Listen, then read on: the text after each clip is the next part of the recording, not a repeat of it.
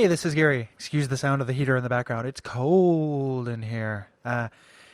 This episode of Bonfireside Chat is brought to you by, I guess that's appropriate. It is a cold, peaceful place. I'm sitting here in a pile of dead flies and rot, and I'm here to thank our supporters, our community, our Patreon backers, people who have decided to kick us a couple of bucks a month at patreon.com/Duckfeed.tv. In a very real way, if everyone listening to this gave us $1 a month, we would do this full time, and that would be huge. This is an episode where at the end of this recording session, we'll have recorded for 5 hours. You can hear it in our voice, and we are happy to soldier on and push through. And it's because of your support that we can do so. So if you go to patreon.com/DuckFeedTV, you can find out more, figure out how to help us out and support us. We really do appreciate it. Some of our landings were desperate adventures. We are now prepared to meet the inevitable counterattacks with power and with confidence.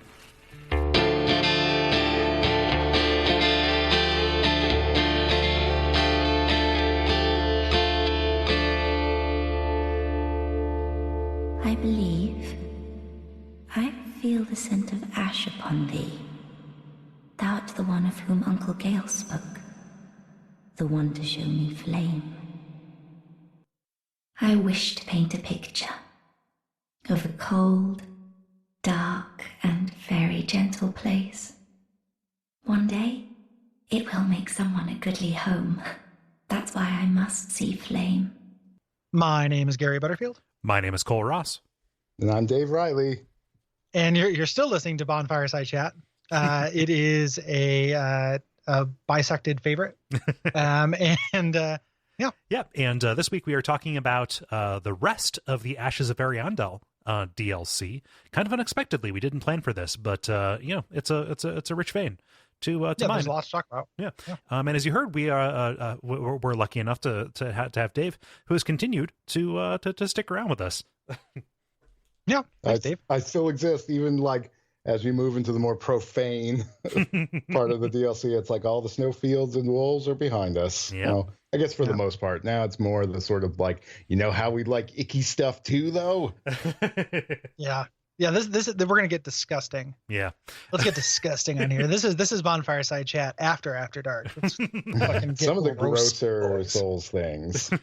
Just straight there is the disgustingest thing I think that is in Souls happens here in a minute. And that's saying a lot. Just for people who are just joining us this week, which would be silly, you should listen to last week as well. But can you quickly remind people where they might know you from, Dave? Sure. Mostly I do the podcast Fast Karate for the Gentleman. Me and my wife Graziella stream a lot of video games on Twitch. You can find that at bossstores.tv. But I don't aside from that, I don't really do much of anything. I just sort of exist on the internet.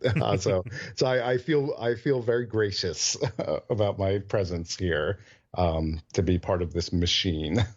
Because this is not my method of doing things. So to see the sort of craftsmanship that goes into it, it's eye-opening, I guess. I appreciate that. Thanks. Yeah, thank you. So what did we cover last time, Cole? Well, last time we entered the painted world of Ariandel, and we traversed the snowy fields fighting some remnants of the Farron's followers and also some wolves. And we met some key players in this kind of pocket world, Sister Frida and also Sir Wilhelm, her kind of knight errant, and descended to the depths of the painting, this frozen lake, and fought someone who is definitely not Sif, and gained access to this DLC's and kind of the obligatory PvP area, introduced in Souls DLCs. Yes. And now we are turning our eye back to this incredibly well-hidden ladder that will take us to places where Frida and Wilhelm do not want us to go. It's kind of sad that the PvP area, nothing is going to match the Battle of Stoicism as like the cool PvP area name. Yeah, Battle of Stoicism. Like this one's not bad. Undead Purgatory is okay. Yeah, I like that a lot, but Battle of Stoicism. Yeah. So this is that ladder we talked about. That's on the far side of the rope bridge. that is pretty hidden. So if you head back to the Bridge Cave bonfire, where you can head down there, and you go down a little surfing thing, the surfing is back. Yep. They spied Uncharted 4 at a conference booth. They're like, oh, we need to put some of that in there. Does Uncharted 4 have a lot of Nathan Drake like scooting down things? Yeah. It's a lot of they all of a sudden the world is full of these little gravel slides that you have to grapple hook off of. Yeah, it's really weird when your chosen undead is like, oh, whoa, flailing their arms, like, or pinwheeling their arms. Yep. But that's just that's a joke for some of my current generation gamers out there. Hey, current gen gamers, where you at? I just renewed my GameFly subscription. They're sending me Uncharted 4 in the mail. Yeah, please like, rate, and subscribe. Pretty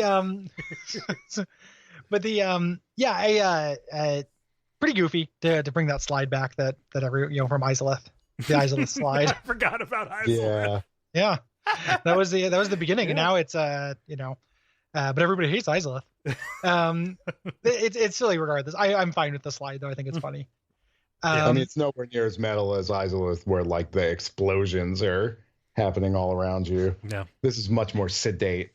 Yeah, and much more disgusting, because you end up like, we talk a lot on this show, and I don't know if you know this, Dave, but a lot about what the worst smelling areas in Souls games might be. I love it. Like, so I think this is a new contender. Yeah. Like, yeah.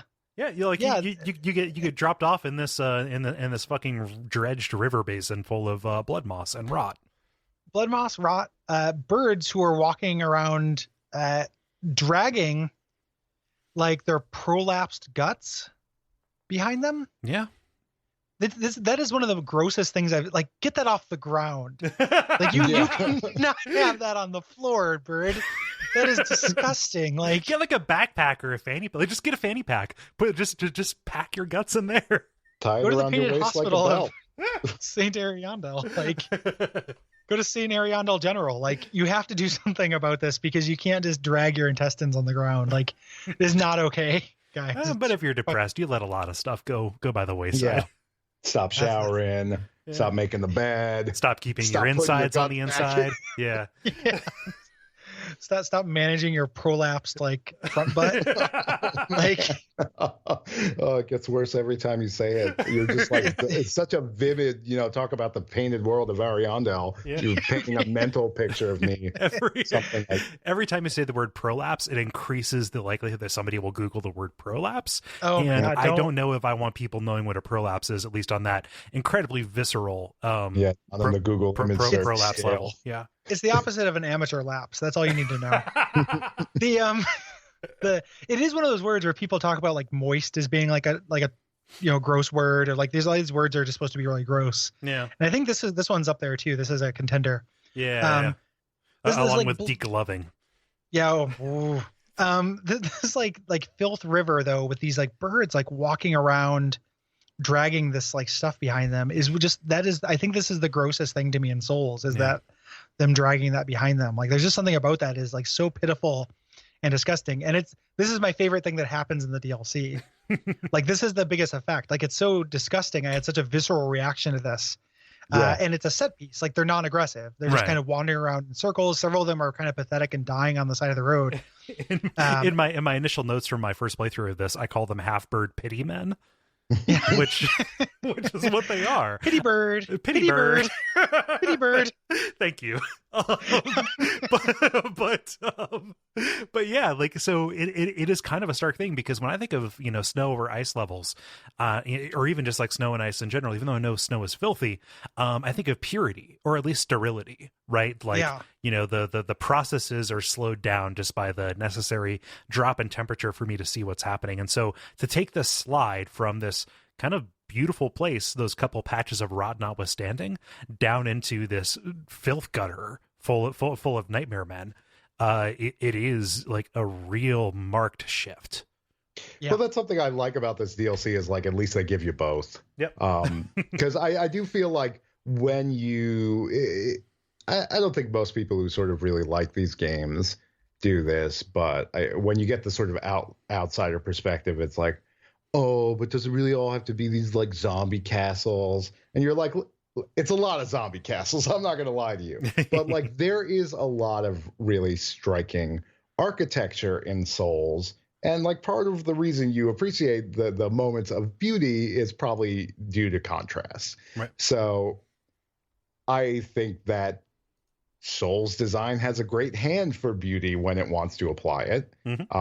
And I think the snowfields are a great example of that. And then it's like, you're going to have this too. And it's like it's sort of both poles of the Souls experience in here, where you're like walking through this like septic leach field, just filled with these decaying birds who like you get close to them and they start riling each other up and they all start squawking at once. And you're just like, shut up.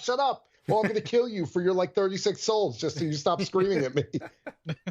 Yeah, it's totally to the game's credit. Like this is, you know, for as gross as it is, I like gross. Give me that gross shit, you know? Yeah, I think this works great. Yeah. Like this is we're entering into my favorite stretch of the DLC by a mile. Yes. Like this settlement is the coolest area that I think this DLC does.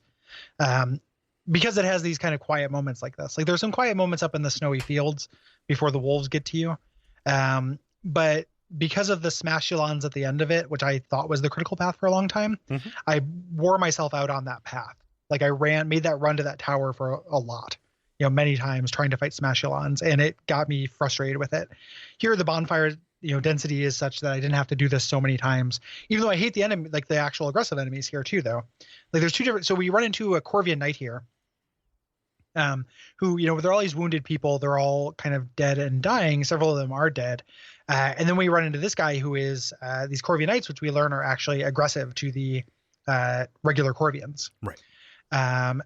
This is a Wolverine character. He's got these sets of claws on his hands. This thing has the 11 hit combo that I think is unforgivable.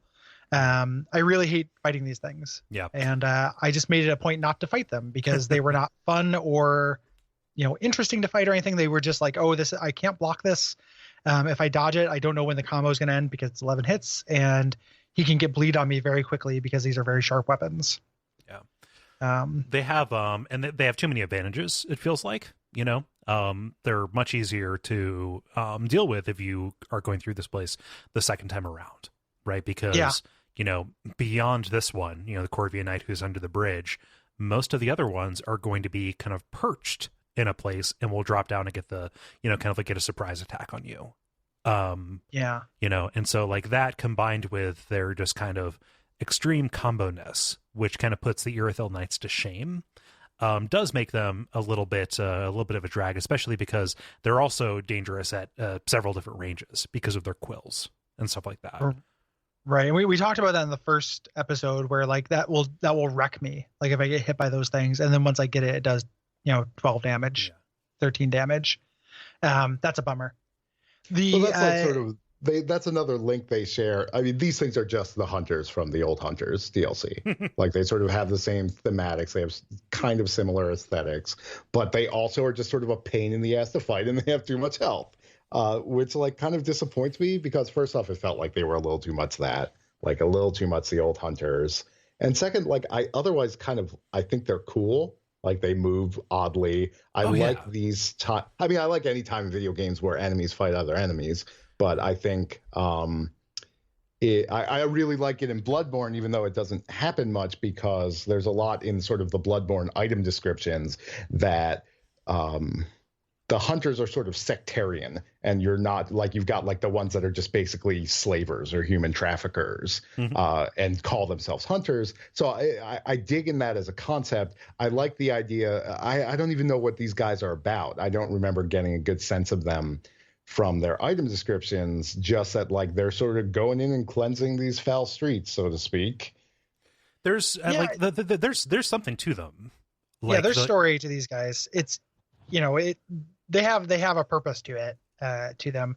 One of the things, real quick before we talk about who they are though, and like what their context is in the world, is that they have the same attack that the crow women from the Painted World have. Yeah, where they get up on your shoulders and peck your face.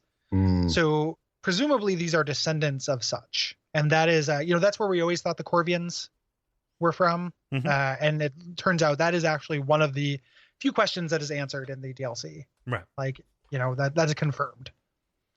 So that's what these guys are. And the reason they're killing the regular Corvians is okay. We kind of learn of this civil disagreement here that kind of comes up. We end up finding an NPC here, the Corvian settler, who's just chilling.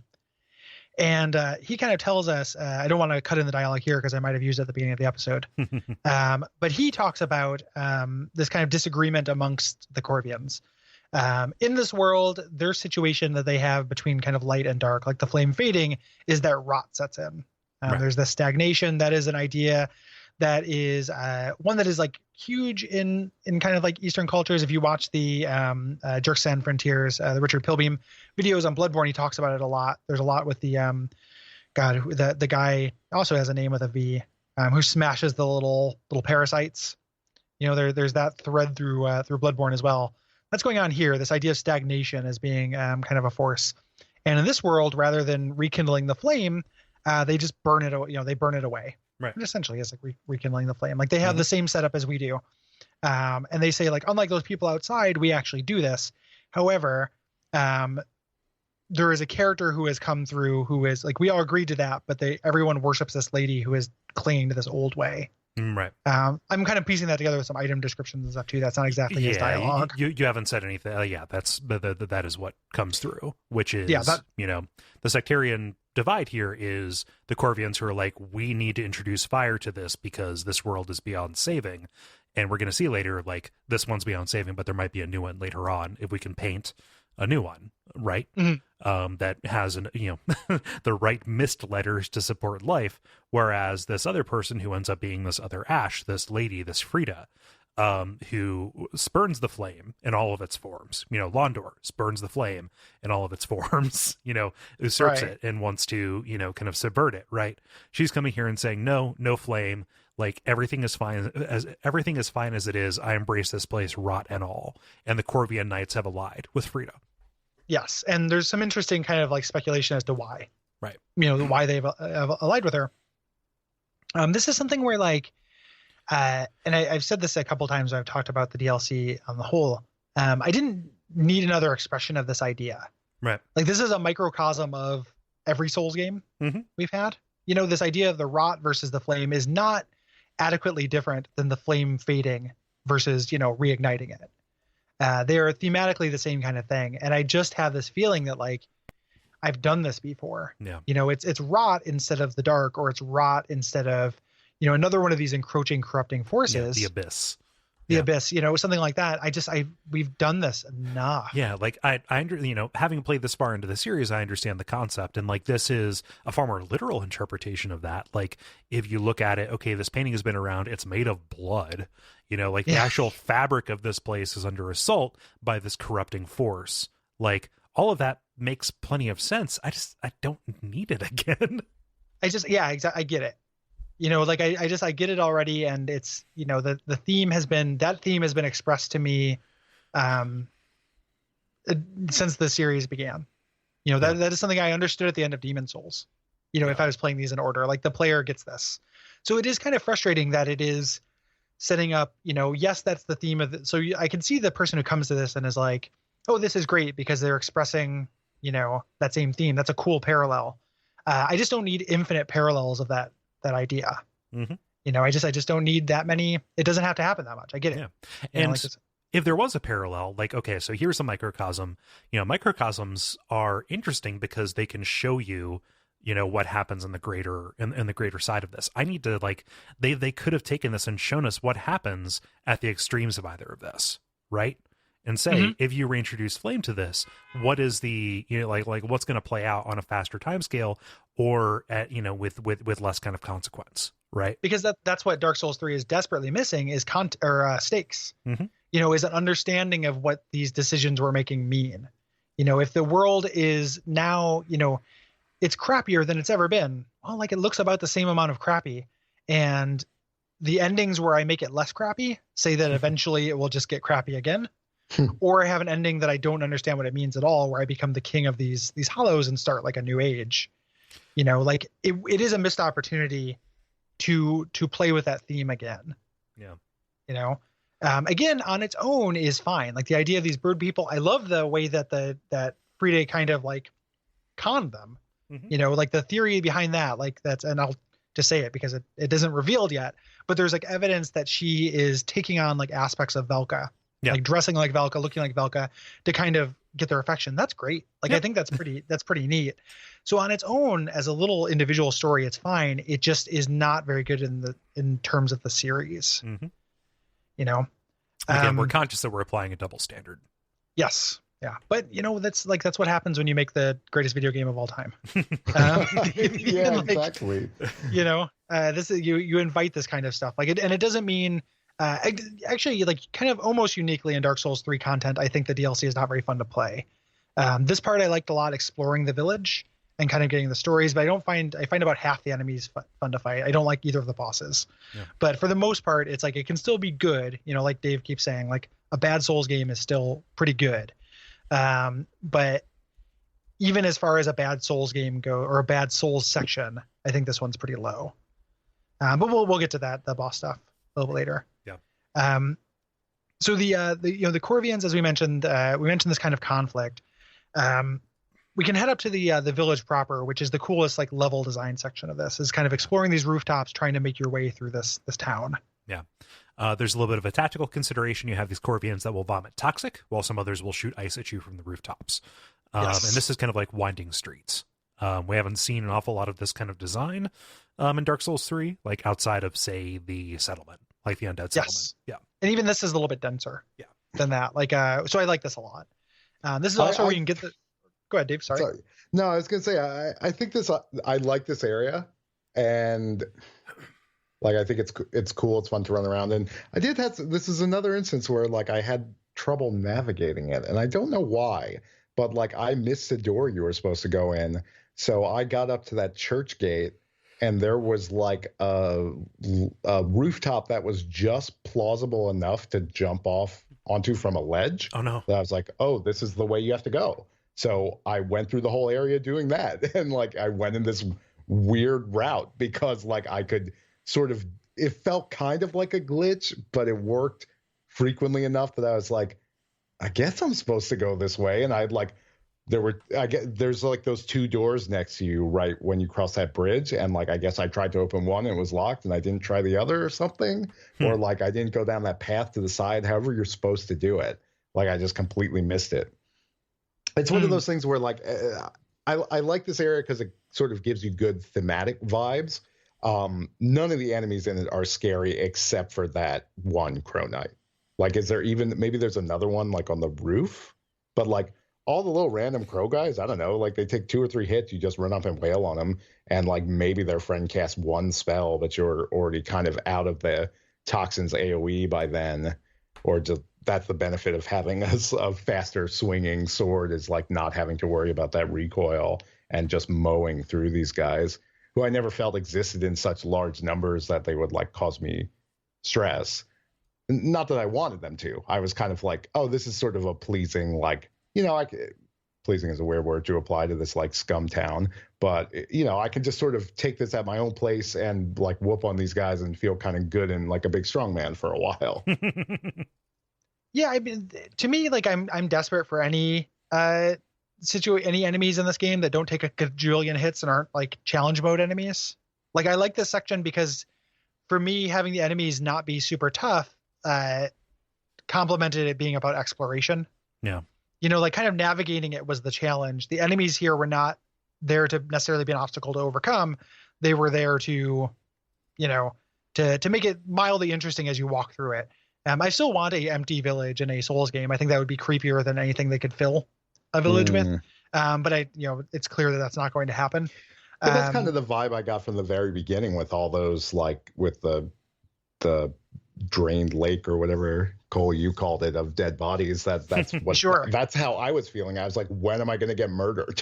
And it like didn't really happen. Like eventually that guy jumps down on you, but that's like 15 minutes of very cautiously creeping and like exterminating all these helpless guys that don't even attack you, because I was like, one of you is going to get me when my back is turned, and like garrot me with your dangling prolapse guts. No, thanks. Yeah. All right. I mean, I think that to your point, like where I would meet you on that is that like having it kind of be in between is a worse place than dedicating itself to one or the other. You know, it either being like, yes, they're going to do a big gotcha that is, you know, fucks you over, or they're going to have it be a big creepy, you know, nothing happens area. And this is kind of, you know, neither. I still would have preferred, I like this more than like, if you had like double the density of the Corvian Knights, I would hate this area. Like, I don't like fighting them. I didn't want to get fucked over here. I wanted to like check out this cool village. So it worked for me. But I see what you mean, where it's like, you know, you can spend that whole time being tense, expecting a shoe to drop and it never dropping, which can be frustrating too. No, I mean, I agree with you that like I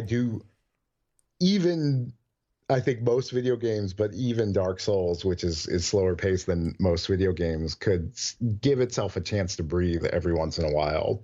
And at points, you kind of wish that exhale after a Dark Souls boss lasted a little longer.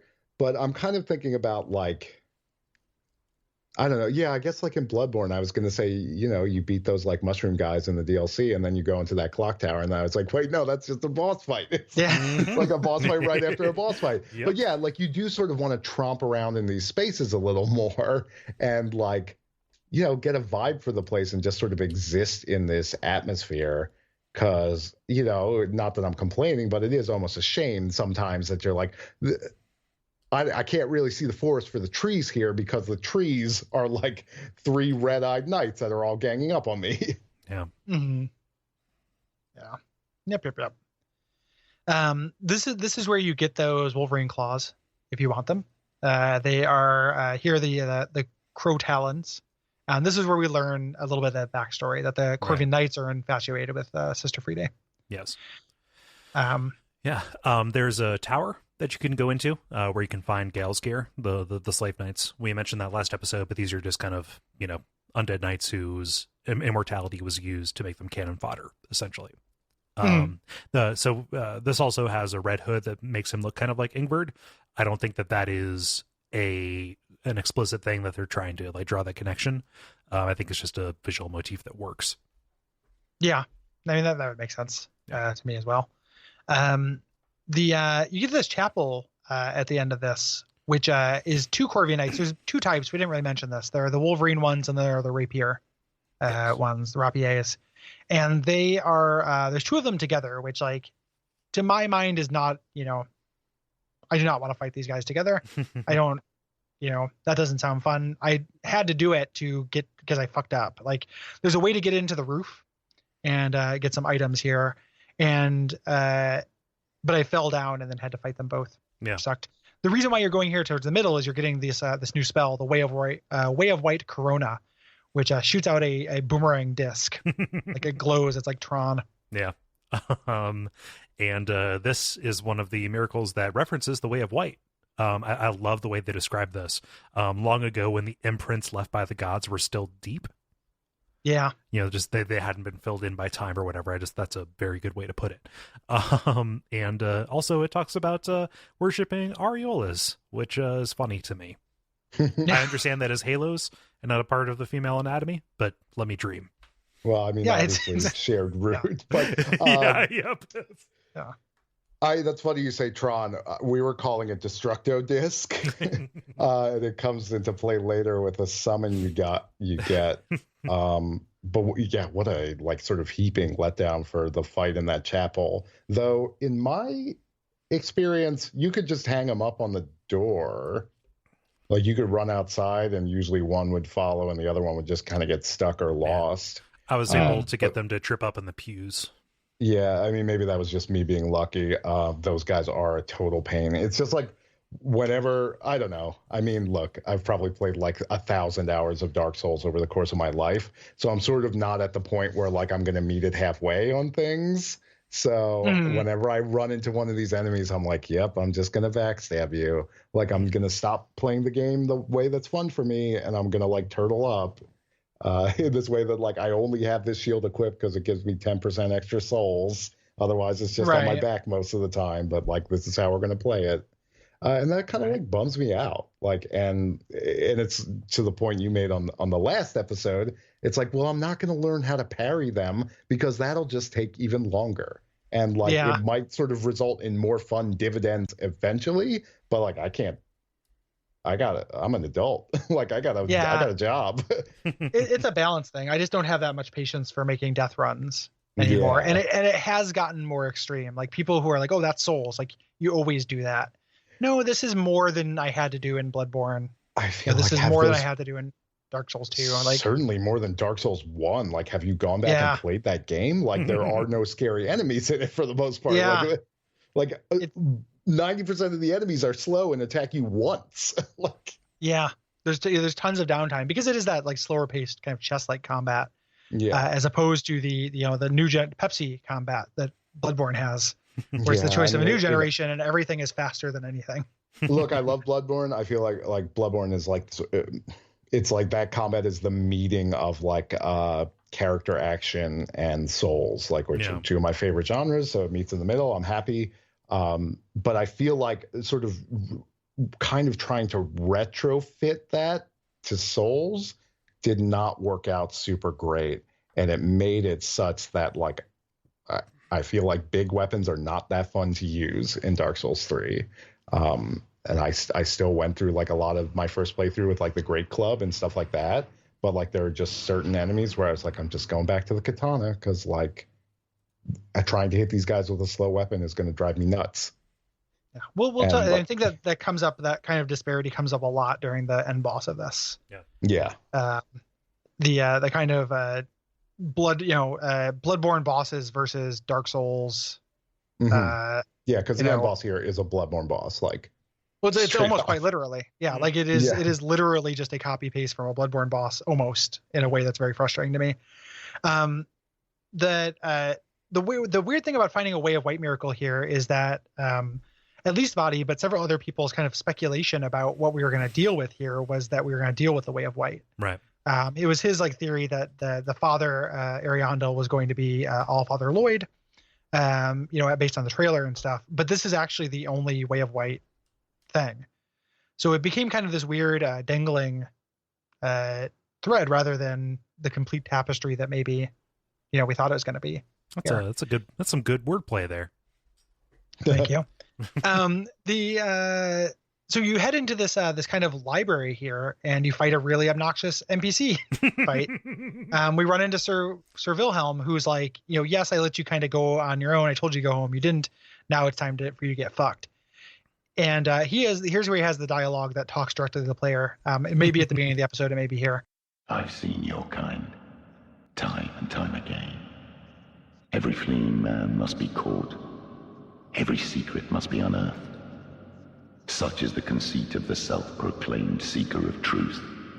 But in the end, you lack the stomach for the agony that you'll bring upon yourself. We had somebody in the responses say, like, oh, they're talking to lorsters. I said loisters, which is not a thing. That's a lore oyster. Yep. That's when you open an oyster and you get the story of the pearl. They draw on the river and I read that book in middle school. It wasn't that great. Yeah. The Newbery Award-winning story of a pearl. But yeah, I feel like this is an incredibly elegant, like, very Soulsian way to express this idea that I'm so tired of. It's like, hey man, look, I know I'm bad. I played Spec Ops: The Line. Like, I get it. Like, so having you come in here and tell me, like, we told you to leave, but now you're just murdering guys, aren't you? Like, and it's like, yeah, I get it. But I get it more if, like, a million video games, like, hadn't made it their stock and trade to just keep telling me this over and over again. It's also very, like, Spec Ops is about that. Right. Like, this is not, like, Dark Souls is not about that. It feels like a little side message. Yeah. It's like a taunt. Why is it Wilhelm saying this too? Like, we don't know much about him, But Mm-hmm. yeah, that doesn't seem to, it doesn't line up. His character, what we know about his background is that he would be about stopping you from showing the painter flame Mm-hmm. and bringing the world to flame, but him being against this kind of general, having this disgust for this general curiosity is something that like rings a little weird. Right. Like it doesn't seem in line with him, unless he's just taunting you because you didn't go home. I love Spec Ops. I love, games that try to make me feel bad for playing them. Like that is, I don't have an unlimited appetite for it, but I think that it's something that you have to be careful about. Like the game has to be about that. Like you have to be Spec Ops or Papers, Please, or something like that, where it's actually baked into the mechanics and baked into the entire thing. This kind of like questioning the actions that you're doing. It's an expensive idea. And to be fair, right, it's also an expensive idea that is borrowed from a better Souls game, because it's very similar to what Maiden Estrella says. Yeah. It's like, it's not that dissimilar to, there's nothing here to plunder. What do you seek when you're coming here? Like, it's just a trick that I've seen before. It's something that would otherwise be neat if it wasn't something expressed better in the series. Yeah. Yeah, it's just one of these things where it's like, why is this suddenly about this? Like, I was really taken aback by that line. I was like, this is what we're doing? And like, I hadn't even thought of the Maiden Estrella comparison, but it is sort of very on point, especially with the geography of this area. Yeah. It's like, why are you stomping through this shit town? Like, dude, just go somewhere else. Like, why are you here? And I get that, but it is like, you know what? Spec Ops took 5 or 6 hours to tell me that. Same with Papers, Please. And like, they sort of, they paid back the debt they incurred by sort of launching that premise at you. And they went at it. And just to have this game do this, it's just like, come on, man. Like, look, that is a good paragraph of dialogue. Like, whoever wrote that should be proud. But the idea, it's like, because I want to level up. Like, I don't know. Because it's there. Especially like, I just paid $15 for this thing that frankly is not the most fun Souls thing. And now you're telling me I shouldn't be playing it. Yeah. It's something that, again, it's idea I'm sympathetic to, and this like line, even in a vacuum, is pretty cool. Yep. It's just in the context of the series that it falls down for me. This fight drives me nuts because he heals himself 6 times. Yeah, he loves it. Yeah, it is the content he craves. Like it is entirely too much healing. Yeah. Every time I got him down to that last sliver, and he'd just be like, "Bye-bye," and I could not close the distance fast enough. Like, he's very stubborn. Yeah, and it makes sense, for who he is. So he's essentially, again, he's the Garl Vinland for Free Day. Yeah, like, he is a loyal knight. He was most loyal to the oldest sister. I think this is the first time we learn that she is one of the sisters from the Sable Church. Just from his description. Mm-hmm. Aside from the Londor stuff. Oh yeah, recognizing who you are. But it places her as the oldest sister. Yes. Of the 3 sisters of the Sable Church. Of which Yuria is the middle sister. The middleest. And the youngest one was a cleric, like, learned a bunch of miracles, I think, is the only thing we know about her. Mm-hmm. And if they do a Londor related DLC, she'll probably show up. Yeah, but he served her, and we learned from his from his weapon, this Onyx Blade, which is really cool. Like, I like this weapon a lot. You can buff it with this black flame, and it becomes really powerful.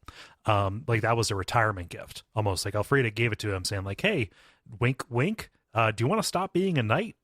And accepting it meant his resignation, which, to me tells a story of, like, she knew she was going to bolt, so she discharged him so he would be able to follow without committing treason. That makes sense. Yeah. You also get a key from him, which opens up a ladder that is placed above these books. Yep. It just destroys all these priceless tomes of knowledge on its way down. Like, every time I see that scene, it's funny to me. We should have put these here. Environmental storytelling, man. It's like nobody's opened that staircase in like thousands of years. And also there's a skeleton holding a note that said, "The last time I opened this staircase." and something by a toilet. And also the key is in the toilet, right? With the stim pack. But this contraption key tells a story about Sir Wilhelm leading this white-haired woman to the attic of the library, and he kept the key as if it were his life, which we've confirmed because we had to take his life to take the key. But up here in the attic, we meet we meet this NPC who is only in the wiki referred to as the painting woman. We never get anything more of an identity beside the fact that she paints ceaselessly, and she is Gale's niece. Mm-hmm. And she is the one. So in talking about like, oh, please show my Lady Flame, I assumed that it was Frida. But no, this is the lady that needs to be shown flame, and she asked for it. Like like you're the one who is foretold by prophecy to come. You are also Ash. Give me the good stuff. Mm. Yeah. Well, I've been sitting here for who knows how long, like gouging at this table. She's carving no fate but what we make. Yeah. On the side of this table over and over. Well, she's got nothing else to do. The door's locked. Yeah. So you have to go out into the rafters for some reason to open up this shortcut immediately. She's kind of interesting because she has reptilian features. She has scales around her feet and eyes and stuff. And some of the kind of clues or guesses as to her heritage is that she is related or a descendant of Priscilla. Right.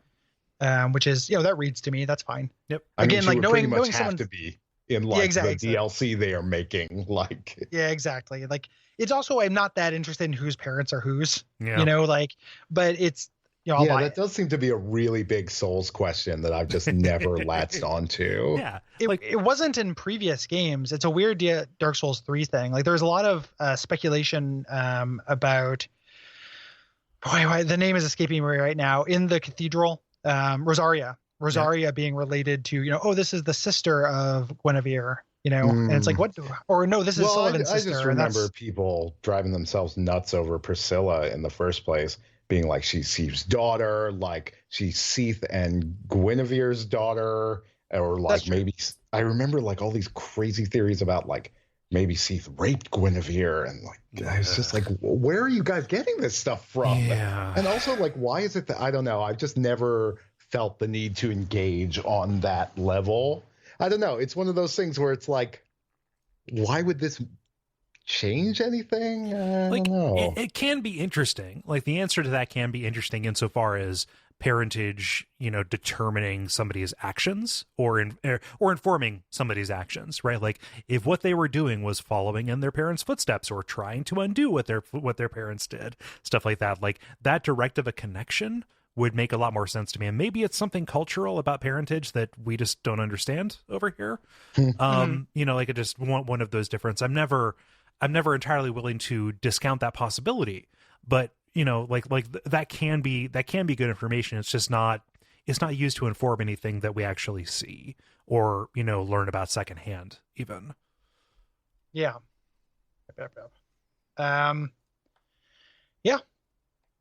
That's that's the interesting thing about her. We're gonna get more dialogue with her soon. Yeah. So we head out on this shortcut that you mentioned onto another kind of foresty, openy area here, which is again hard to kind of follow literally. But this is the other section where the Millwood Knights have posted up. I did not like this area at all. Everything's coming up Millwood. Yeah, everything. Thrillwood. We're the Thrillwood Knights. These are the ones that we talked about, alluded to in the last episode, that can cause earthquakes. Yeah. And stuff. These guys are more, more powerful. We're higher ranking members of them. Mm-hmm. They're also, again, more of the followers are going to show up here as well. Yes. It's kind of everything from the first section of the game except wolves, but turned up. River remix, and kind of a more like tangled area. Half dozen followers at a time if you're not excruciatingly careful. Yeah. It is. Like it is a real challenge. Throwing pebbles one by one, like you're gonna call the horde. Yeah, and just like this is Switchback City.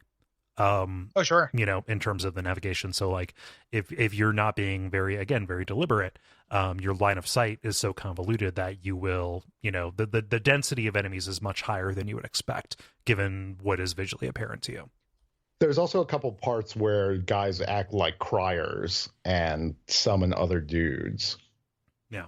So like you almost can't avoid it at certain parts. Yep. Yeah. Yeah. This is an area that like I was very careful the first time. You know, like I went around, I saw, oh, here's the ruins of the bell. That's kind of cool.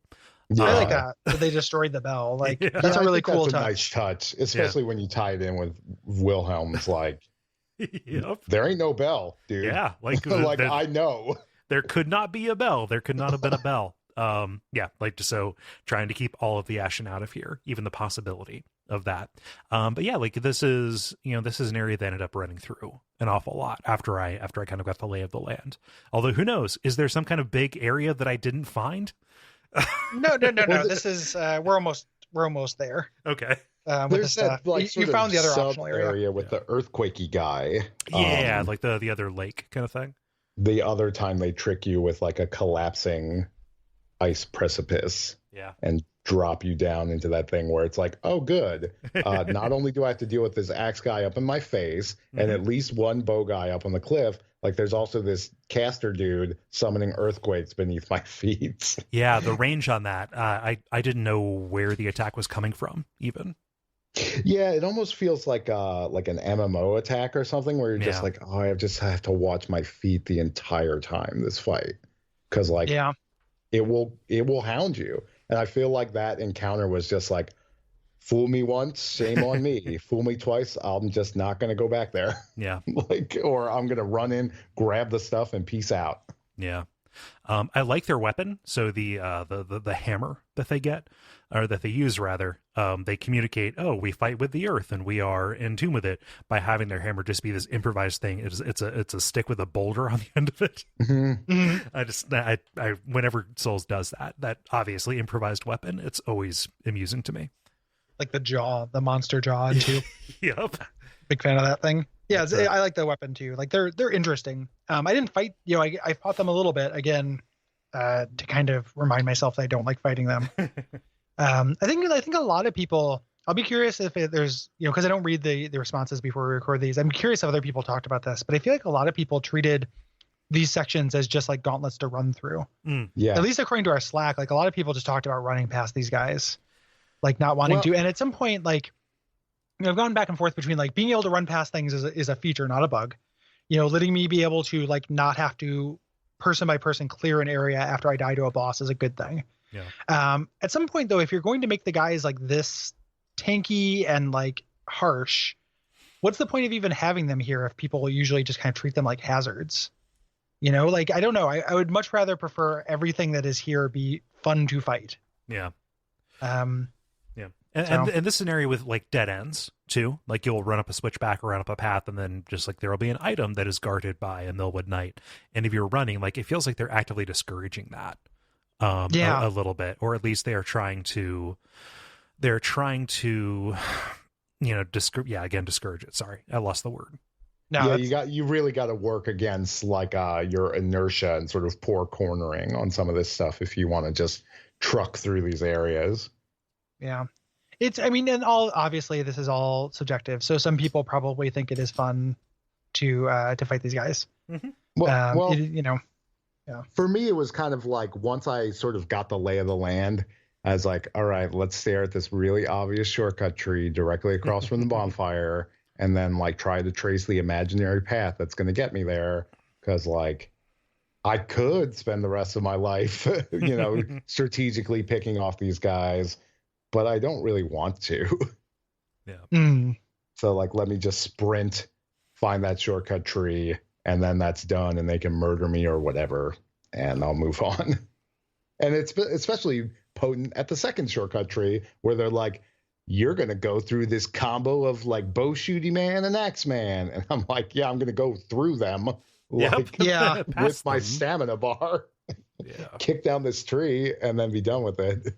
And never have to do it again because of the way bonfire warping and stuff. Like they're at the very least, like they're designed around that, and that they are so ridiculously harsh that you are not, you don't have to do it multiple times, because once you get to the next bonfire or the next shortcut, just skip it because that's true. But it also feels to me like something lost in the Souls games. As someone who sort of respects, I come out, survival horror is my favorite genre. High five, buddy. A lot of what makes it interesting to me is sort of the marathon element of it, and being able to string these things together in an effective and efficient way, and sort of managing multiple resource bars, like your health versus your ammo, stuff like that.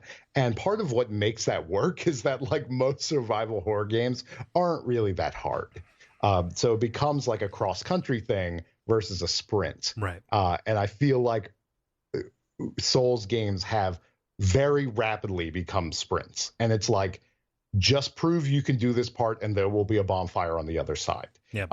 And what I've lost from that is, like, not only the long distance thing, but it's also like a lot of the trepidation of, like, I just beat the tourist demon and I have 4,000 souls, and, like, what the hell do I do now? Like, I'm just gonna walk all the way back through these guys I murdered because it's like 4 level ups. I'm like, I'm not gonna go ahead. I don't know if there's a bonfire there.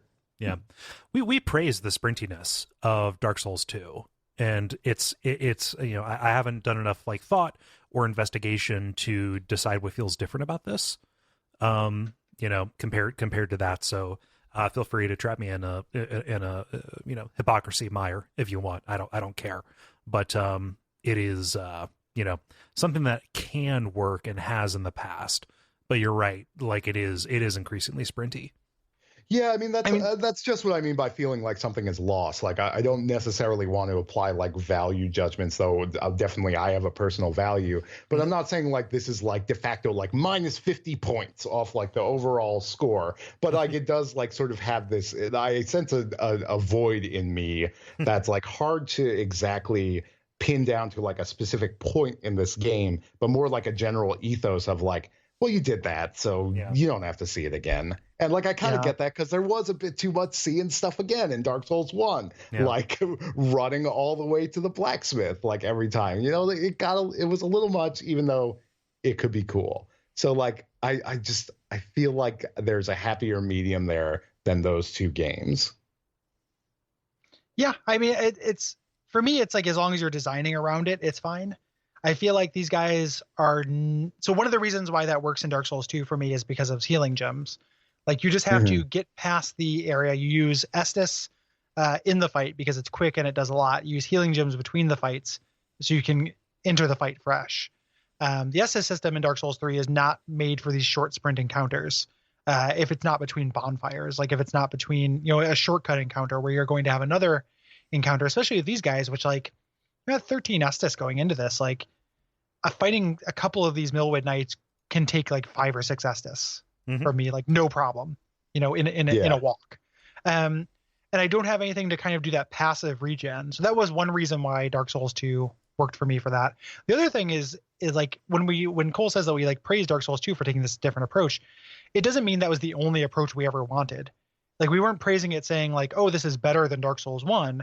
It was saying, hey, a lot of people who are cranky about the amount of shortcuts or the amount of bonfires, like, look at how the encounters are being designed. Yeah. Like, you can not like that, but it's not like the game isn't trying to do a thing. Here it's trying to do something very similar, but I also like the Dark Souls. Like, I feel like the Dark Souls 1 way of doing it is probably the best way to do it. It's not an accident. Like, I don't feel like this is an accident, the way they're doing it now, other than the fact that, like, the healing system's not suited for it, and enemies that are quite this tough are not suited for it. I don't think there's anything in Dark Souls 2 that have as much hit points and as much stamina as these Millwood Knights do. Right. I can't think of anything in that game that is this crunchy. Yeah, even like are they the Drakeblood guys, the really big, like the infamous, like, mace guys with the infinite stamina? Yeah, the really guys, big ones. The guys, those things suck. Like, from Dark Strike, but there's only the mace one has infinite stamina, and there's, like, one of them. But even those guys, like, once you can get in on them, you can probably get them in one round, at least if you're using a mace or something. If you're using a blunt weapon, like, 1 or 2 riposts from you, like, 2 to 3 hits, 2 times, they're down. Like, these guys just felt like they went forever. Like, I don't it kind of frustrates me that like guys will have invincibility frames on the ground, but there's no ground attack to like sort of kick them back up. Because like a lot of the time, like I just felt like I am wasting my DPS, quote unquote, because like I've backstabbed this Viking. He's on the ground. I could swing at him one more time, or it's more the invincibility frames in the getting up posture than being prone, because like he gets up for a long time and he's invincible the whole time.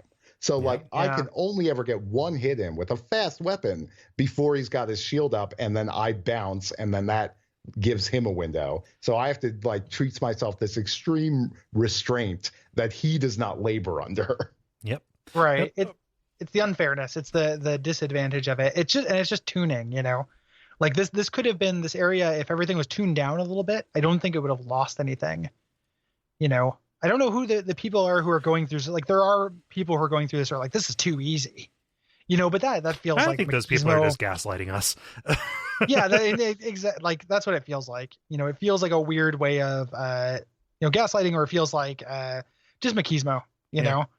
I don't know. I mean, without saying it's too easy, I don't think a lot of enemy encounters in Dark Souls are per se hard, provided you have kind of a saintly patience. Oh yeah. So like it's for me, it's less a matter of it being too difficult as like sort of this reward of my time invested. Because like certainly the Viking guys aside, like the followers aren't that tough. It's just such a slog to like go through all those guys after the first time you've done it. Like it's like as with a lot of encounters and games that feel this way, it's like you're making me like fill out all the answers on a test I've already taken.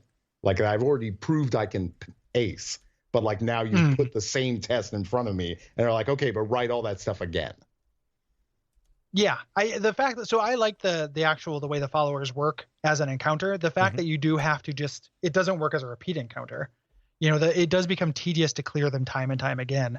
But the first time, I would much rather have an elaborate set of enemies that are like strategically placed and use tactics against you that go down in 2 or 3 hits, rather than this just like a big pile of smashulons that are effectively mini bosses.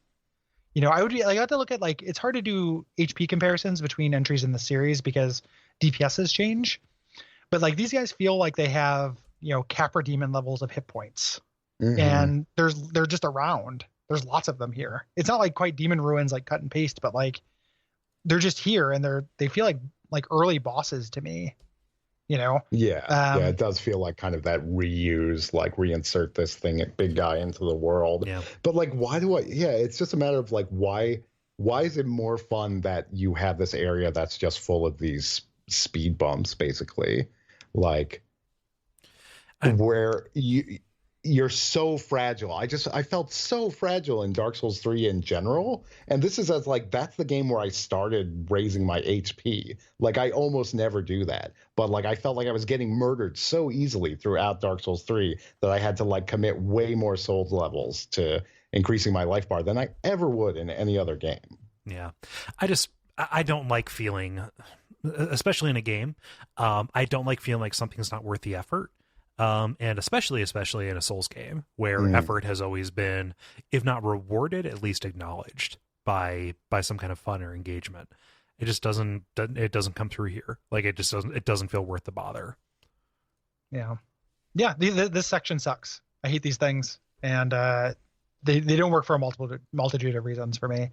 After you make your way through here, eventually you go kind of past this like bricked up mine entrance to this underground section that goes into what looks very similar to the underground section of the Painted World. And geographically, like more or less what this could be. Yeah. The section down with the bone wheels. This is Fly City. This is full of flies. We've been to Switchback City. Now we're in Fly City. Yeah, and this is it appears to be the epicenter for the rot, like right beneath the chapel that is at the center of this place, or at least the highest point. Which makes sense given that this is a painting that is painted over the Painted World of Ariamis.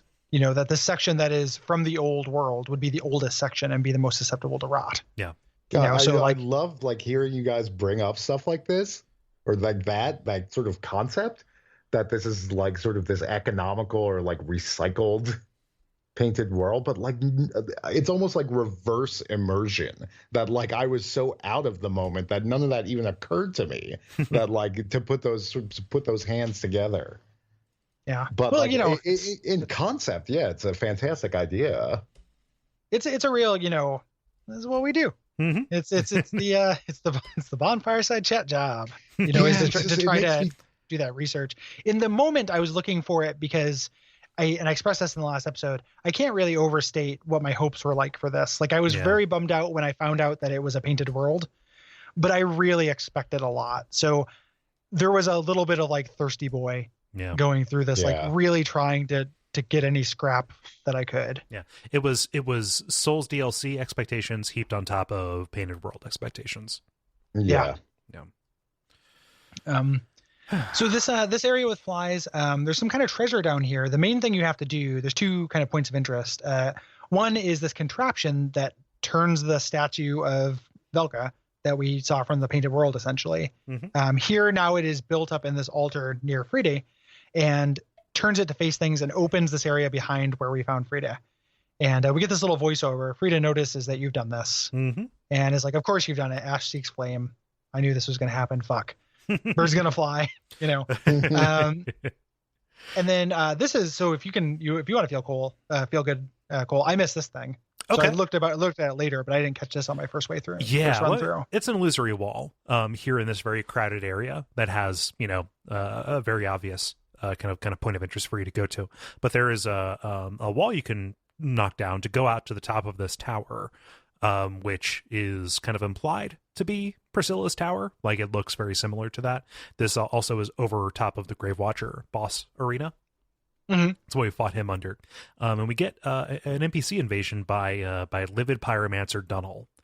Yes. And it's a pretty tough fight because he is able to summon one of those floating chaos spheres, the turret from the smoldering lake that we saw there. This is pretty tough. Dunnel's a pretty interesting guy because there's probably an interpretation that he was the like his wife was Priscilla.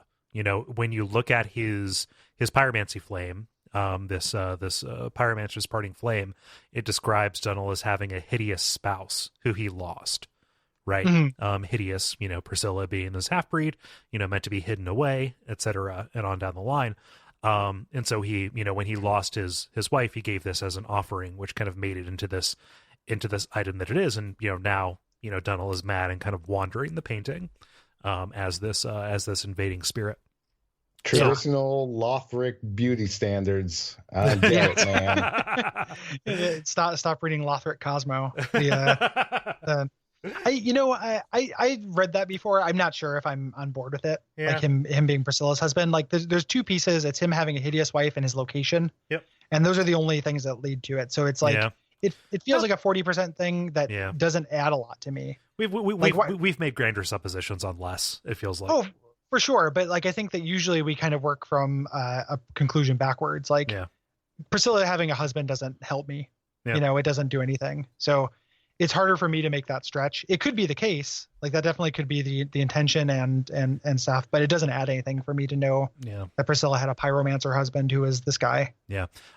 So the taking it one step further, before we introduced the idea that maybe Sullivan was related to the painter, I totally assumed that Sullivan was the kid of Priscilla and this guy. Was my again his kind of melding of the ice and flame. Sure. I don't know, like that would have been okay for me, just because whatever, fuck it, throw it in. Everybody's related to everybody. But that was what I was working under before. I didn't notice the scales around the painter, the painter woman's eyes. So, yeah. I don't. Sorry. Go ahead, Dave. No, I was going to talk about the Dunnel fight, so I don't want to interrupt your thought. I just don't have.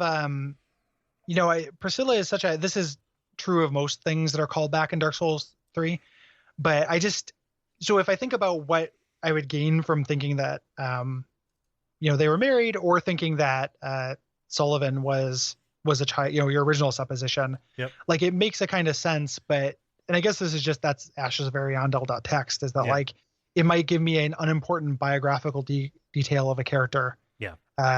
But Priscilla made a lot, like Priscilla was a complete story to me. Yeah.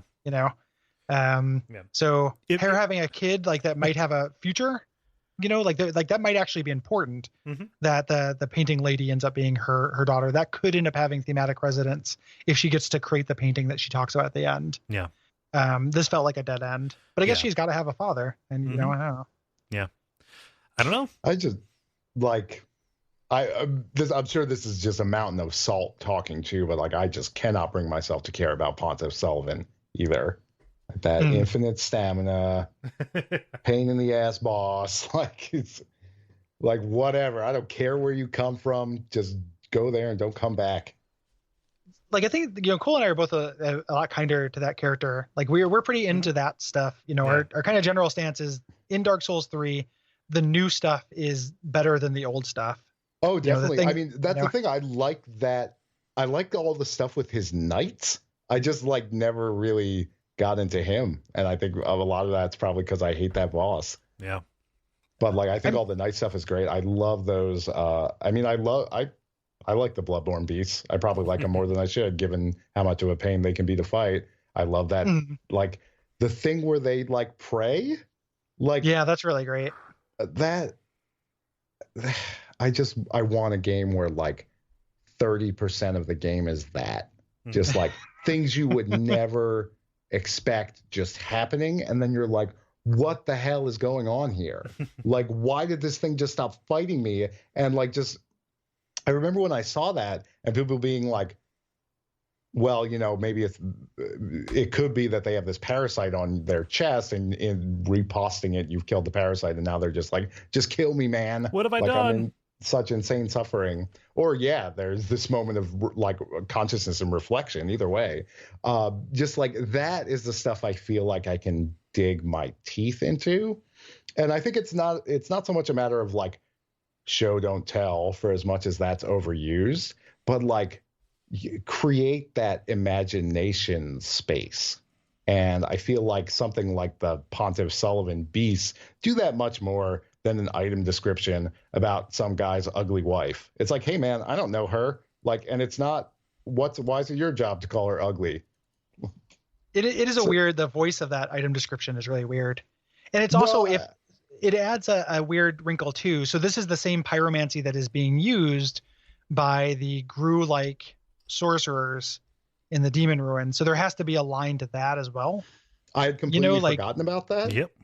So I thought this was a unique spell, and I really liked this fight because of it. I'd forgotten how much I hated that in that area, and it's totally just because that area and the fact that you're dealing with like up to 4 of those orbs at the same time makes it terrible. But in this one-on-one fight, I was like, oh, this is really interesting. And like, it's really making me like sort of judge my timing and like figure out when I can get in on him, or like not to roll too early, because it attacks you very slowly. But like he's sort of putting pressure on you at the same time. I love fights like that. So it's funny that I had just blanked from my mind the fact that I had encountered this attack before and hated it. Yeah. I don't know.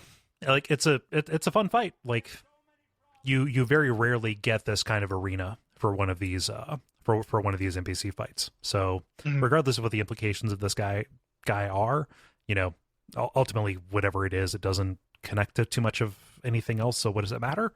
But yeah, it is a worthwhile jaunt, and also like the path here is it's another one of those route kind of places, and you're able to do it without pressure from a from one of the archer. Yeah, so it's ends up working that way too. The it's also a one-way trip, right?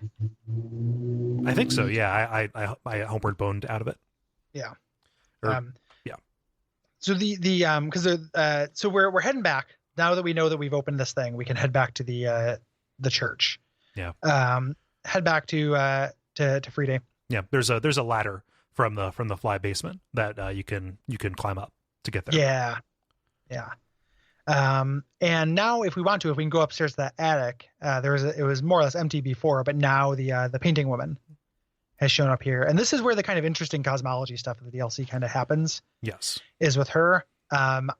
It like I don't want this to be a dangling thing. Like part of me is like the second DLC needs to answer questions from the main game.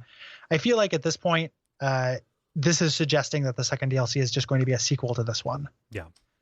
Because all the stuff that she says kind of from here and the fight really suggests that to me. Mm-hmm. So she's she's a painter. Like she is, she can make these worlds. She's making a painting. It's going to be cold, dark, and very gentle, but she has to see flame to make that happen. Right.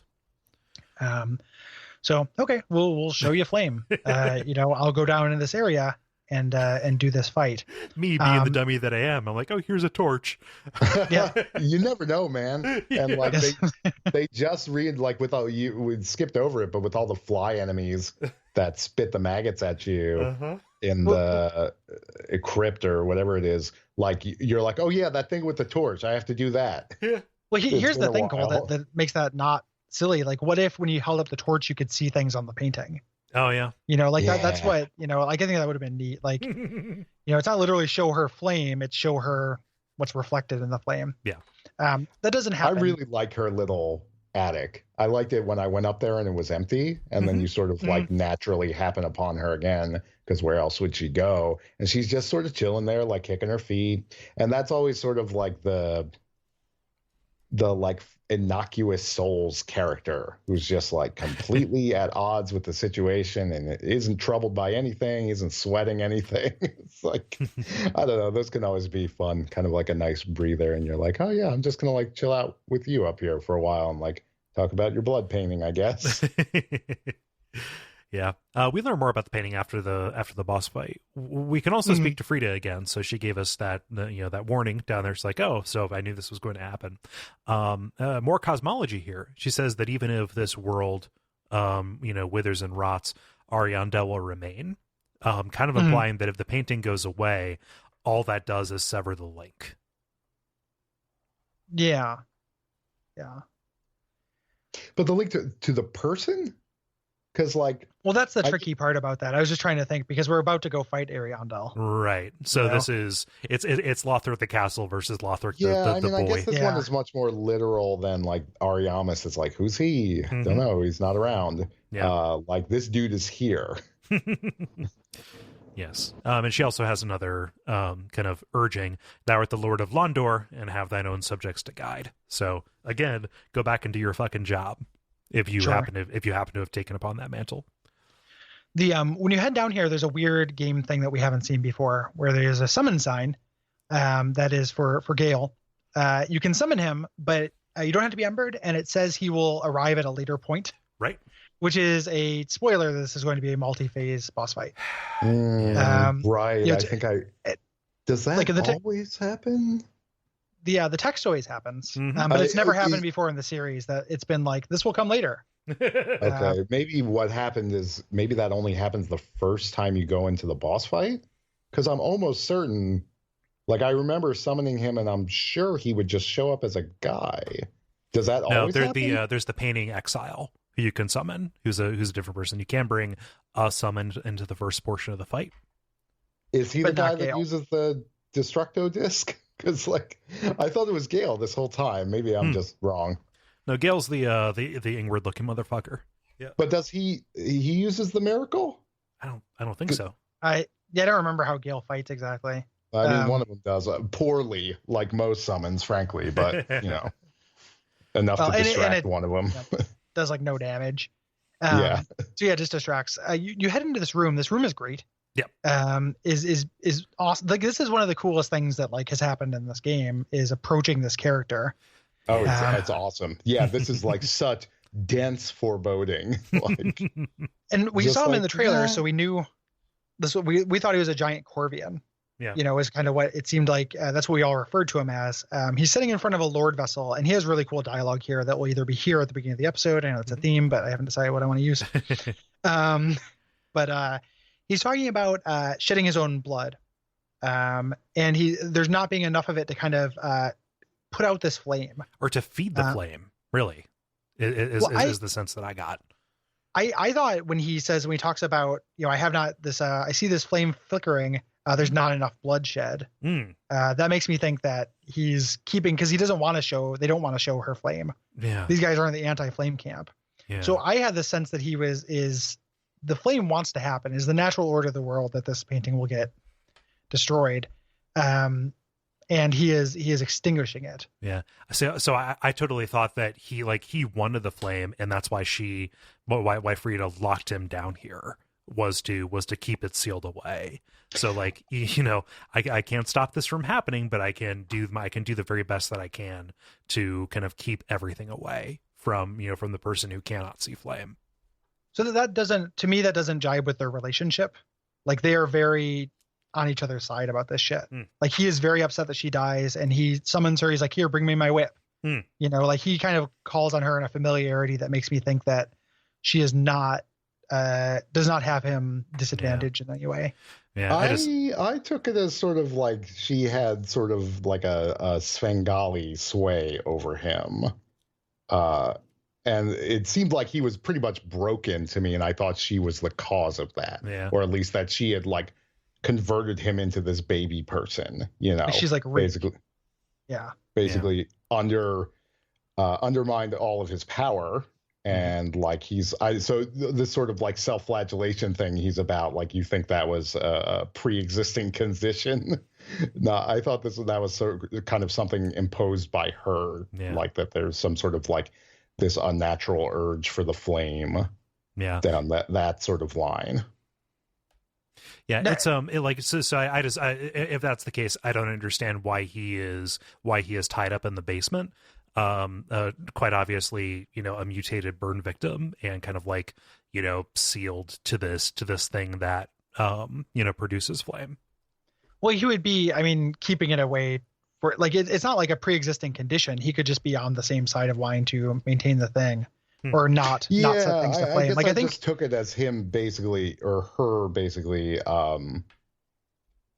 like tricking him, giving this kind of like Stockholm syndrome. Yeah, that's where he's like, this is for the best. Like, I'm this monster person, and I need to be like stopped, and this is all bad. If that's the case, then when what Cole's saying is that he wants to feed the flame, then he wouldn't have the Stockholm syndrome. He would like.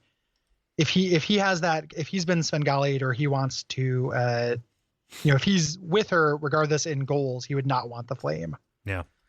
So that's, I guess that's why blood feeding the flame doesn't make sense to me. Like, I don't know why he would want to feed the flame regardless, and also be like, come here, give me my whip, like you're my buddy, and then get so pissed that she dies. Yeah. Not to, I took it as someone who is like tremendously confused.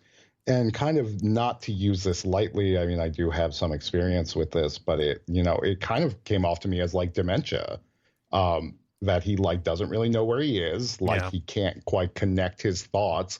And then she comes in to be this kind of like soothing presence that is also subtly undermining him, of like, now, like, everything's fine, calm down, like, we don't need to have a tantrum right now, you don't need your flail, I'm going to take care of this. That's closer to what I had in mind. I think that the core of this confusion on our parts is whether or not the flame is flickering to life, or the flame is about to flicker out. Yeah, I honestly couldn't say. Like, even I'm rereading the dialogue in the notes now, just to like try and figure it out for myself, and it's kind of it's vague like that.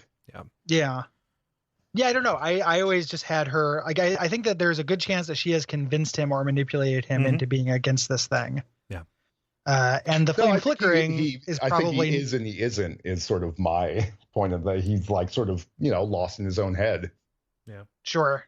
But at that point, like, there's no speculation, because if he's not like a rational actor in this, then there's not really a lot of point of, he doesn't have a meaningful viewpoint in it, Right.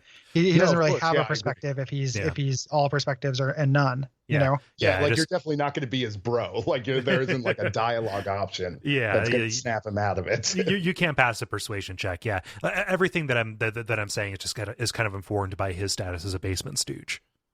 Sure. Yeah. Sure.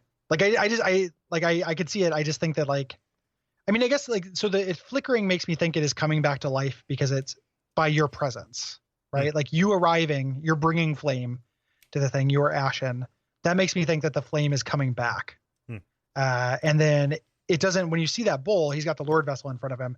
It's not like over when you're approaching him, you don't see fire. Once you are both there and you kill Frida, that's when it becomes a lava nightmare. Like then you've shown flame. Like that is you showing flame. So it seems like something that like, I don't know. It just seems like something that they have worked against. So it's kind of weird. I mean, it doesn't matter. It's it's not a right in. What do you guys think that is? Like, yeah, I don't think it's really a substantive difference, though. I mean, I think a lot of the reason I'm bringing that to is because he's called king. He's clearly not in a very powerful position. He's sort of this like very meek, like sort of moaning old guy, even though he's huge. Yeah. So there's like he's got an ice king body. Is what he's got. He looks huge because of his hair, but like everything about him is real spindly. And his face is what I called him burn victim. I don't use that lightly, but like it's very like kind of like burned and then healed over in kind of a bad way. It's very smooth in an unsettling kind of mask-like way. Mm-hmm. Yeah, he's not king. He's father, and right. He's so he's not presented as a position of power. He's the person who created the world. My mistake. Okay. Yeah. So he's the person who made this. So this is Ariandel, Father Ariandel, who made this world, who painted it over the painted world of Ariamis, and stuff. So regardless of the reasoning behind it, when he shows up, he calls for Fride. Fride says, "Fear not, Father. We have no need of your flail. It is only the flame quivering at misguided ash. Please avert thine eyes. I will snuff out these ashes for good." Which is part of why I thought it was putting it out here. But this is introducing the boss fight of what even to call it, because it's a bunch of different things. Yep. But Sister Fride.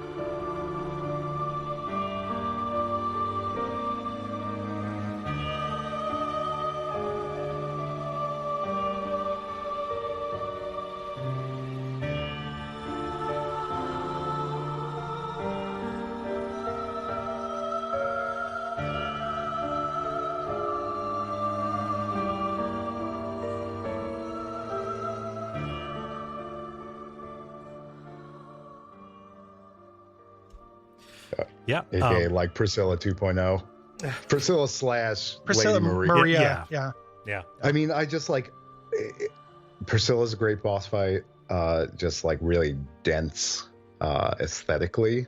And so I am like I'm simultaneously pleased and displeased to see a lot of it so directly rehashed in this opening thing where it's like, yep, she turns invisible. Like, yep, she has a scythe. It's like, it's not like I felt like those concepts were worn out. Right. It's just like, I feel like with everything Dark Souls 3, it's just like rubbing me in the same spot on my arm every time it does it. Sure. I'm like, man, stop it. Like, pick another spot. Which is like, I mean, like, I'll bring it up again. Like those knights, the guys with the axes, like she's got this sweet dust off move with her scythe where like she sticks it on the ground and then you're like, now is the time to dodge. And then she's like, whack, and like, pulls it up and hits you. And like, I really like some of the stuff when she, with the invisible, even though I don't think it works nearly as well as the Priscilla, like trying to track Priscilla when she's invisible. I found it almost impossible to track Frida in the same way. And I mean, there's almost no snow on the ground. So like her footprints still show up, but only in specific areas of the room. And like, but I did like the sort of blurt, like the explosive blurt of tension that happens when she kind of decloaks too close to you, or when you're in the middle of the animation or something, and you're just like, oh, I'm screwed. Yeah. So I did enjoy that part. She's more aggressive when she's cloaked, and that's something I like about both the first and third phases of the fight. It's like, well, it's not so much about keeping track of where she is at; it's knowing when, sensing when she's near. Like I felt the hairs on my neck stand up. Yeah. Okay, I've got to dodge now, and it's almost, I'm sure there's some like visual cues that are, that I was acting on, subliminally, but it definitely felt like a lot of intuition. Like, I really dig that aspect of it. And like, this is one of the few times when a callback is kind of justified, because what we know about Frida is that she is taking on the mantle and kind of being this this fraud ruler, by being a foe Priscilla and Velka at the same time. Yeah. I hate the invisibility attack here. Oh. Like I think it's shitty and cheap. Because there's not. So it might be a speaker thing. So I've read. I've tried to read online like where people are figuring out where she's coming and which way to dodge. A big part of it is surround sound speakers. Like there's an audio cue. That's part of it, which I don't have. There's also she can walk through there's kind of some clutter on the corner of the room. I've heard that brought up as a defense that she could go through. It's like the witches in Bloodborne, like when they start knocking over barrels. There's not nearly enough clutter for that to work. So it just felt when I could dodge this and when I couldn't felt arbitrary to me. Like sometimes I would catch it, but enough times it happened where I had no idea it was coming. Either the sound cue was not either not obvious enough, or maybe there isn't a sound cue to it. The visual cue, which is like a little shimmering of her decloaking, like the frames that you have to roll once you see that, if you're using purely visual, is very difficult. Yeah.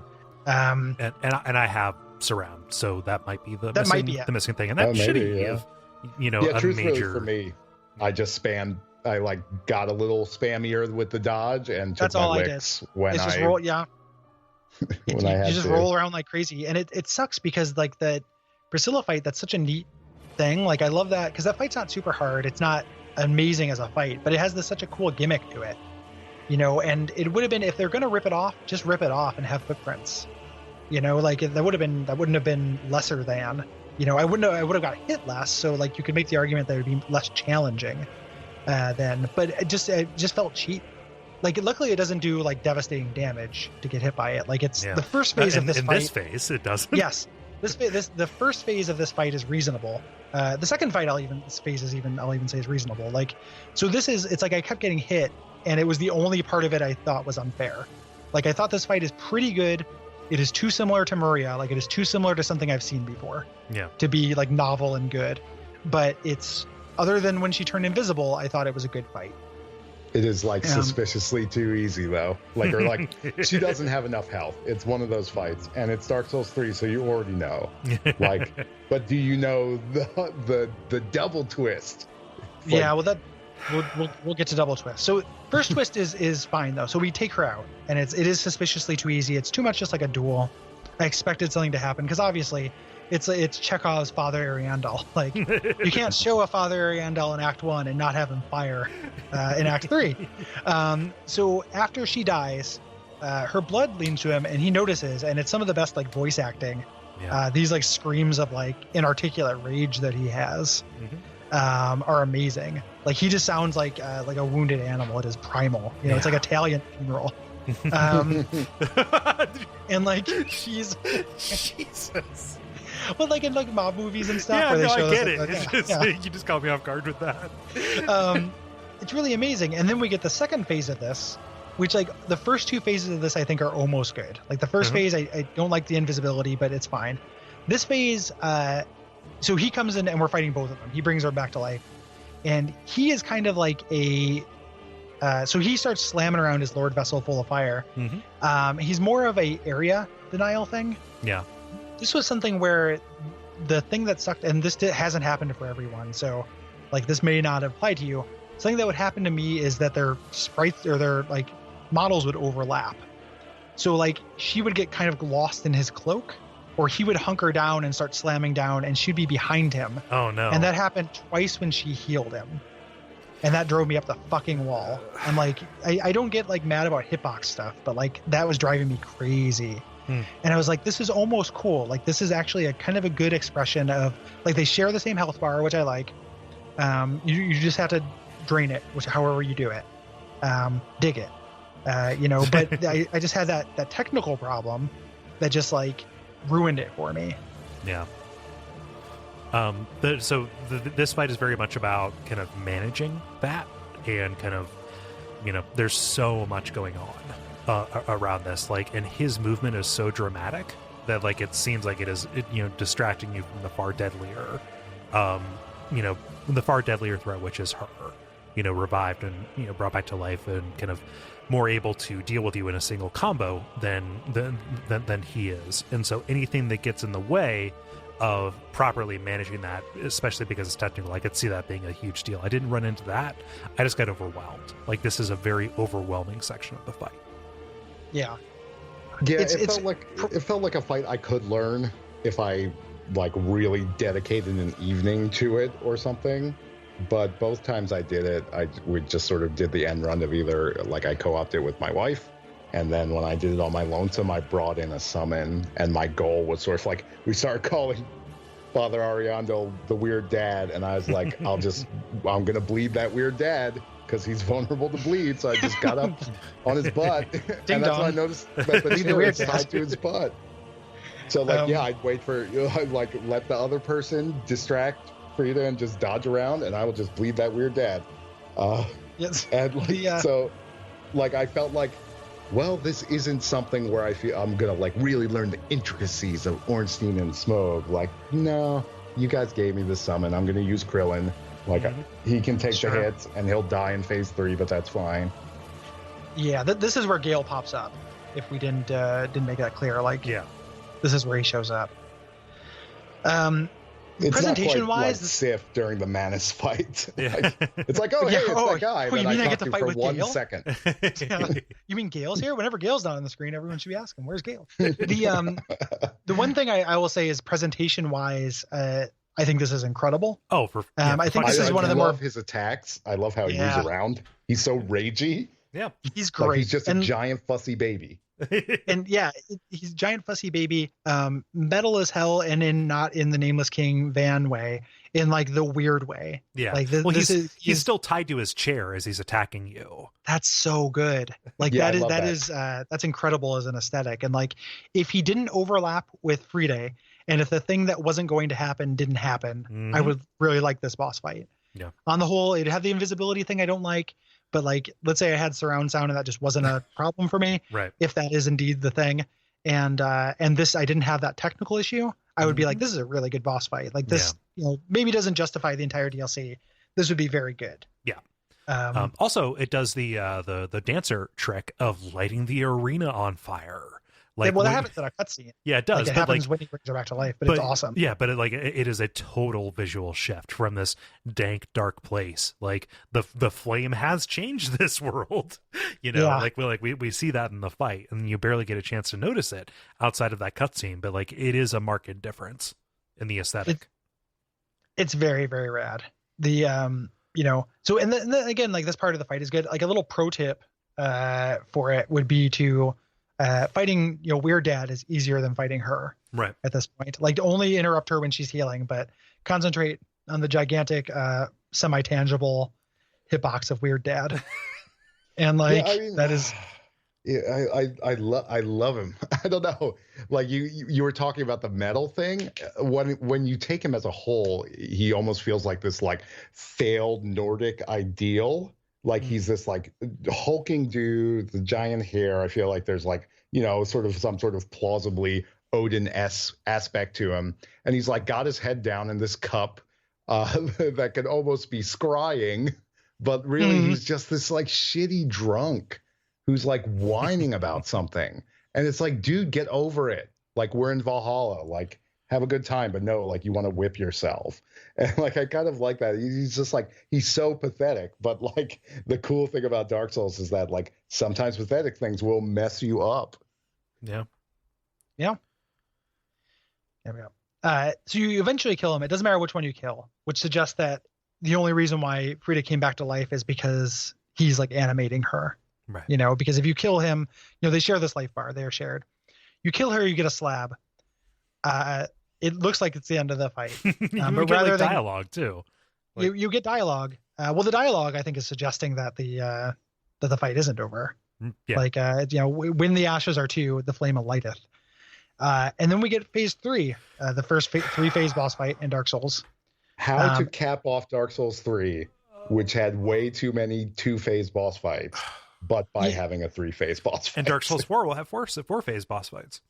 Yeah, the number of phases has to match the sequel. Yeah. How about the whole game is just one boss fight? The amazing thing to me about this, so this is disliking this boss fight is the minority opinion. Like most people like this boss fight a lot. And the thing that gets them, like, this is the thing they like about it. Like the audacity of it, like the part where it's like, oh, fuck you, Dark Souls. Like that part, the thing that people get that they kind of like, that's fine. I said the mimic in Lothric Wall. I said, fuck you. But then I had to go through the first two phases, exactly, X number of times. Exactly. Like that's the thing. So that thing, that audacity, like I appreciate it. People love it. Like people are just like, this is fucking incredible. I can't believe they did that. This is the most, as if it were a creative, interesting decision to just like ramp up and say like, it might be tougher than 2 bosses, 3. Like it's the most obvious possible thing to do to ramp up the difficulty. And people are treating it and reacting to it as if it is like this creative masterwork. And it's driving me up the fucking wall, especially since the last boss is just Maria again. Like it is a warmed over, worse version of one of the best fights in the game, except the only difference is you fight 2 lesser fights before it. Right. It's not like an original thing. It's very much Maria. Like a lot of the moveset is straight out of the Maria's book. Yeah. I love that fight. It doesn't mean that I just want to see it again at the end of the other boss fights I did. Yeah. Yeah, I think at this point we're just reaping what we've sown. Like people are so gaga over Artorias and Maria. It's like, well, why not just all dual battles now? Like I do feel like maybe it is like a situation of them drinking the Kool-Aid a little and just being like, well, like what's better than one dual battle? Like everything, it's this always. And like extra life bars. Yeah. And like that's the thing. It's like, don't make me like redo this test. Like it's the same thing with that other boss. It's like I can already beat this loser. Like, but I keep having to come back. And it's like it creates this outsized pain that sours my impression of like something that I otherwise enjoyed, or that like I enjoyed in the moment while I was frustrated with it, but now like I can only sort of the negative peaks are so much higher that's all I can remember. Well, the solution to the problem is just to beat it the first time, because we will demand perfection in this game that is ostensibly about getting better through iteration, like through learning. Yeah. I think that the difference for people is that and when I've talked to people and this happened in the Nameless King thing and people got cranky about that episode a little bit, or when they talk about this, is like for them, they're saying, for me, it was very thrilling to figure out how to manage the first 2 phases without using any Estus. Yeah. I don't like losing a 3-phase fight in the first phase. No, or in the 3rd phase and having to do it again. Like I've talked about it before, but like things that are not interesting to me as ways to improve difficulty, sustained perfection is not one. Like being able, like, you have to actually, it's not just enough to like make it. My favorite Dark Souls moments are like doing it by the skin of my teeth, like those are really fantastic. That kind of like, you need to play perfectly the entire time for a really extended long amount of time is boring to me. Like, yes, I could spend all night figuring it out. Like it's either have like the razor thin margins or duration, but like combining the two is just like, I feel like, look, I don't want to cast aspersions. I don't want to ascribe intent to them, but like this is not a very long piece of DLC compared to other things that have come out. And it's like, what are the point is like, well, we're going to make them work for this so they don't finish it in 2 hours. That's what it has, that NES, like it's the difficulty difference between like NES difficulty and Dark Souls difficulty. Like people will be like, oh, Dark Souls is NES hard. Like, no, games were super hard back then, partly so you couldn't run them and beat them in a weekend. Yeah. Like it was more of an investment. Those games have always been very different in the way they treat difficulty. And this feels like old style. Like we want to make sure you don't beat this on a rental difficulty. Yeah, I feel like in my experience as like being a Dark Souls evangelist, you often feel like you have to like mend tears that other people have made in a stranger's perception of Dark Souls, being like, oh, that's a super hard game that hates you. And I'm like, well, it's not quite that. Like there's an aspect of that, but like it's not this like super mean sadistic game. Like it actually is very happy when you win. It is like proud of you. It is like makes you prouder than you remember your dad being proud of you when that like prey defeated or whatever scrolls on the screen and there's this explosion of souls and you get like 3 items scrolling up the screen. Like Dark Souls in general, I think is pretty happy when you succeed. Like it wants you to. So like this is one of the rare instances where I just feel like, no, this is like the skewed perception that people have of this series is this. Like it's just kind of being a dick. Yeah, you can do better.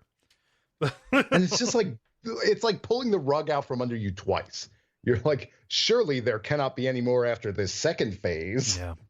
And I'm cribbing this from a response that we got, and I felt the same way too. Like if they switch this around where it was just like Maria, and you fought Frida, and then she kindled up or embered up, and she was Black Flame Frida, and then after that, that was when Ariandel came out, and there was a checkpoint. It would have been fine. Like the presence of the checkpoint there is okay. I don't understand why there's this thing in the middle that separates the two of them. The checkpoint's what does it for me. The other thing that's the difference between this and the first phase is that the stakes are so high. Yep. Like Black Flame and Frida, so we haven't really described her that much. She gains this Black Flame, which is an abyss touched version of the flame. And she has very similar moveset to the beginning, except so much more aggressive, and all of her attacks do 60 to 70% of your health. Or every combo, or any, like, if she gets you in a grab or something. Yeah. And there's one move where her scythe will just flash blue, and then she will do I didn't count the hits combo, but it will one-shot you. Like, it's basically a grab move that'll happen, comes out of basically nowhere. And this is on top of even just her Maria-esque AoE kind of things that kind of send out these trails of frost to attack and kill you. Yeah. Yeah, it's just like coming off the Maria fight, I feel like I hate that the most efficient way to handle this phase 3 thing is just to dogpile her. Like get her in a corner with your summons and just beat her up, like stunlock her, because she can just be stunlocked. Getting through this without summons or with summons was not that tricky for me. Like like when people say like, oh, Dark Souls needs an easy mode, like summoning is easy mode. Like if the AI is not great at managing multiple opponents. The trick with this, or the issue with this, so I ended up summoning for this. I hate that because I try to at least solo each boss to like get the, I want a game where every boss can be soloed and is designed to be soloed, and this other thing is an option, as opposed to something that like makes it feel balanced. And the Nameless King, which I beat by myself, but regretted doing it, and successive times beat with somebody. This one, I was like, you know what? I could just do this, to do this by myself and take another shot at it because there are no ascetics. I would have to train up another character and bring them through this whole DLC and probably level them up to make this reasonable. Mm-hmm. I don't want to do that. So I'm just going to get help. And I tried so hard. Like I beat my head against it trying to do it on my own so long.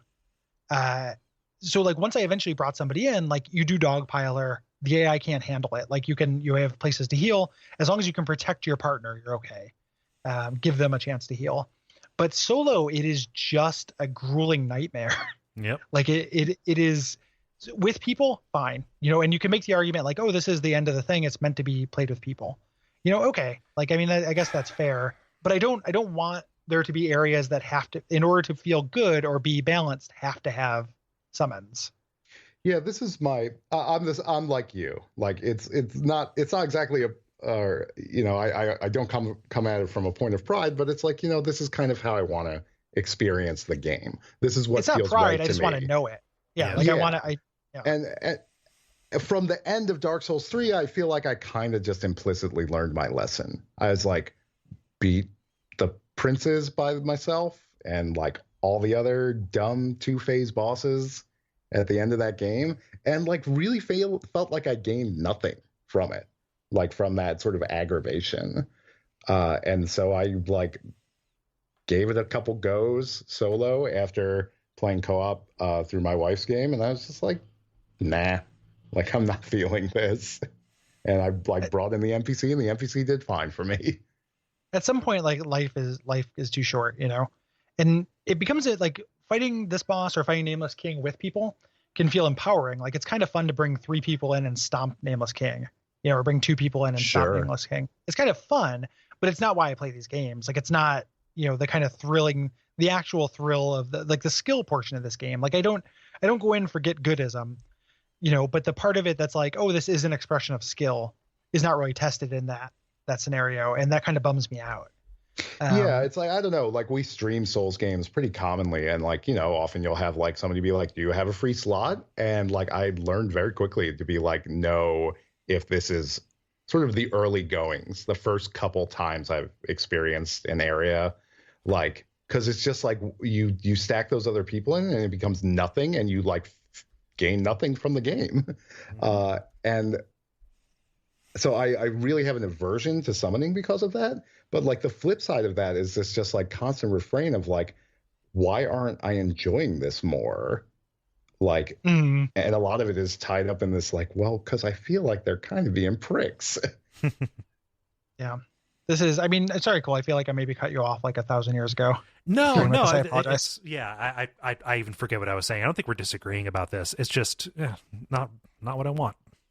Yeah. Real bummer to me. And like, again, wouldn't have redeemed the DLC for me. I have too many problems with the stuff leading up to this to make this like good for me, but I would have liked a really good boss at the end of it, given that I love Artorias, Maria, Sauron, Ivory King, like every other boss other than maybe Alana that they've done at the end of these have been like real high points of the series for me. And this is just, Nameless King 2.0, but more so. Yeah, I think trying to ascribe the sort of Lady Maria aspect to this fight in a game where you heal much faster it just does not work for me. Like too many Dark Souls 3 bosses have like ultra effective gap closers that there should just be more room to heal. And I get that like the balancing aspect of that can be a little touchy, because if you feel like you can just infinitely heal, then that is also not a very fun boss fight. But like when you're healing after every hit and every heal feels like it can just be punished. Well, that's because, they're Bloodborne bosses. Like Bloodborne is built for that because you have 20 blood vials and you heal really quickly. Yeah. This, you have at most 13. If you're a caster, you're super fucked because you have to split your flasks and you heal much slower. So it is like a Bloodborne fight with a Souls moveset, and like it just doesn't work for me. And like there are people, so I think that like somebody took me to task about the last episode of saying like, oh, they're confusing relief with appreciation. So yeah, that's probably shitty of me. I take that back a little bit. That's if you like the Nameless King and you're like, man, this is super tense, the fact that this lasts forever and there's 2 phases. And that sounded like I was being flippant, but I mean, like, I love that this lasts for a long time and has 2 phases. If that's you, that's great. It's just so not for me. And what you're hearing is the pain of my favorite series leaving me behind. Yeah. Like no longer being made to the things that I like about the series. And that's encapsulates Dark Souls 3, like the season for me. Like if you're frustrated about how down we've been on it, it is the series focusing on like, this is our favorite video game series, and they're focusing on this other thing, and like maybe you like it, that's great, but it's there's a feeling of being left behind that's really strong. Us and our approach is no longer relevant. Yeah, what a bummer. Yeah. So I hate this boss fight so much. Presentation wise, A+. First 2 phases like B. The whole thing like C-, D. It's just like the.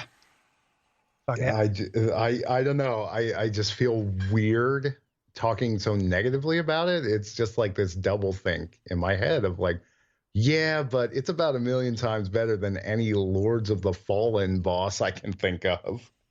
Well, we don't bring up the Lord's word around here anymore. I'm sorry, I didn't. I'm just kidding. It is like, it is 1,000 times better than that game, which like, I weakly defended, but that game is way worse than Dark Souls 3. Yeah. Like that's a pretty bad game. So it is like, as a whole, it is a good game on average, but I don't, judging it on that curve, I don't think is a bad thing. Like when it's the standard of quality has been this high, like it's not unreasonable for us to expect the game to carry, to not dip quite this much, and I feel like this is like at least at the very least with Ashes of Ariandel is just like for Souls content is really on the low side of things. Like it's not quite Demon Ruins and Dark Souls 3 bad, I don't think. But it's really low to me. I don't know. And some of that's expectations. I can't, I can't separate all of that stuff. Yeah. I can try to separate some of it, but there's no such thing as objectivity in video game, in reviewing things or in criticism, like objectivity is fake. Yep. So yeah. Anywho, cool stuff happens after. Do we have anything else left we want to say on the actual boss fight? No, I don't. I feel like I said too much, if anything.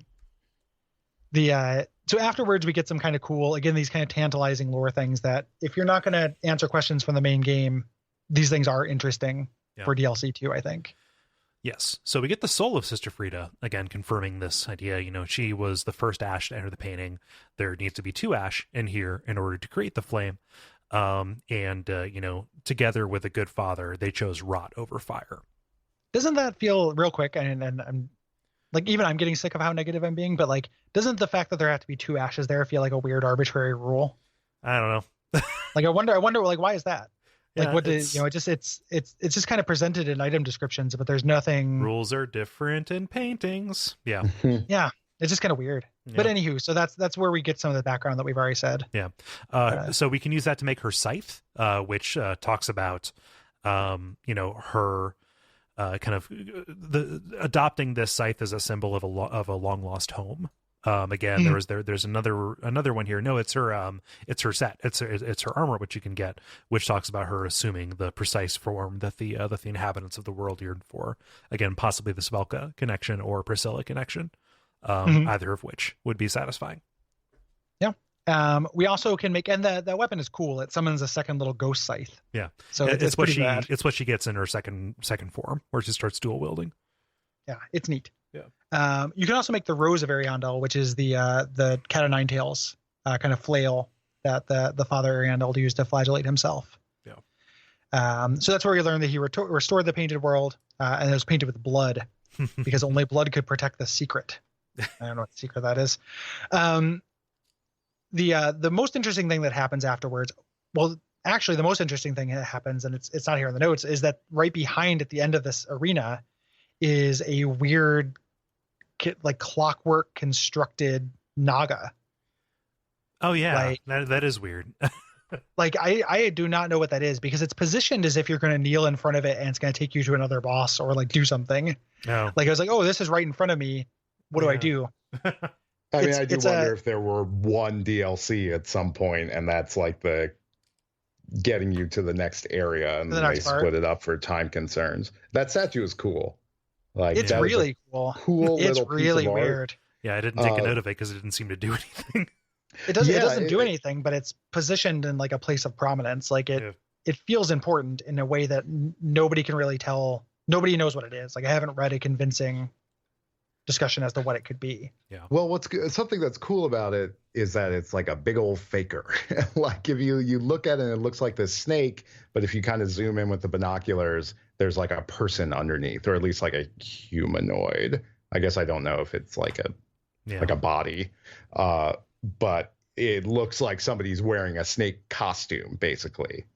And that's like pretty cool and plays into the imagined space I want out of games. I think that's what Dark Souls does really well a lot of the times, is like, look, man, you're not going to be able to write a masterpiece. So just leave enough gaps to let people create their own masterpieces, because they're going to like their imagination like way more than whatever you could concretely put down. I think Dark Souls often knows the exact meter of that.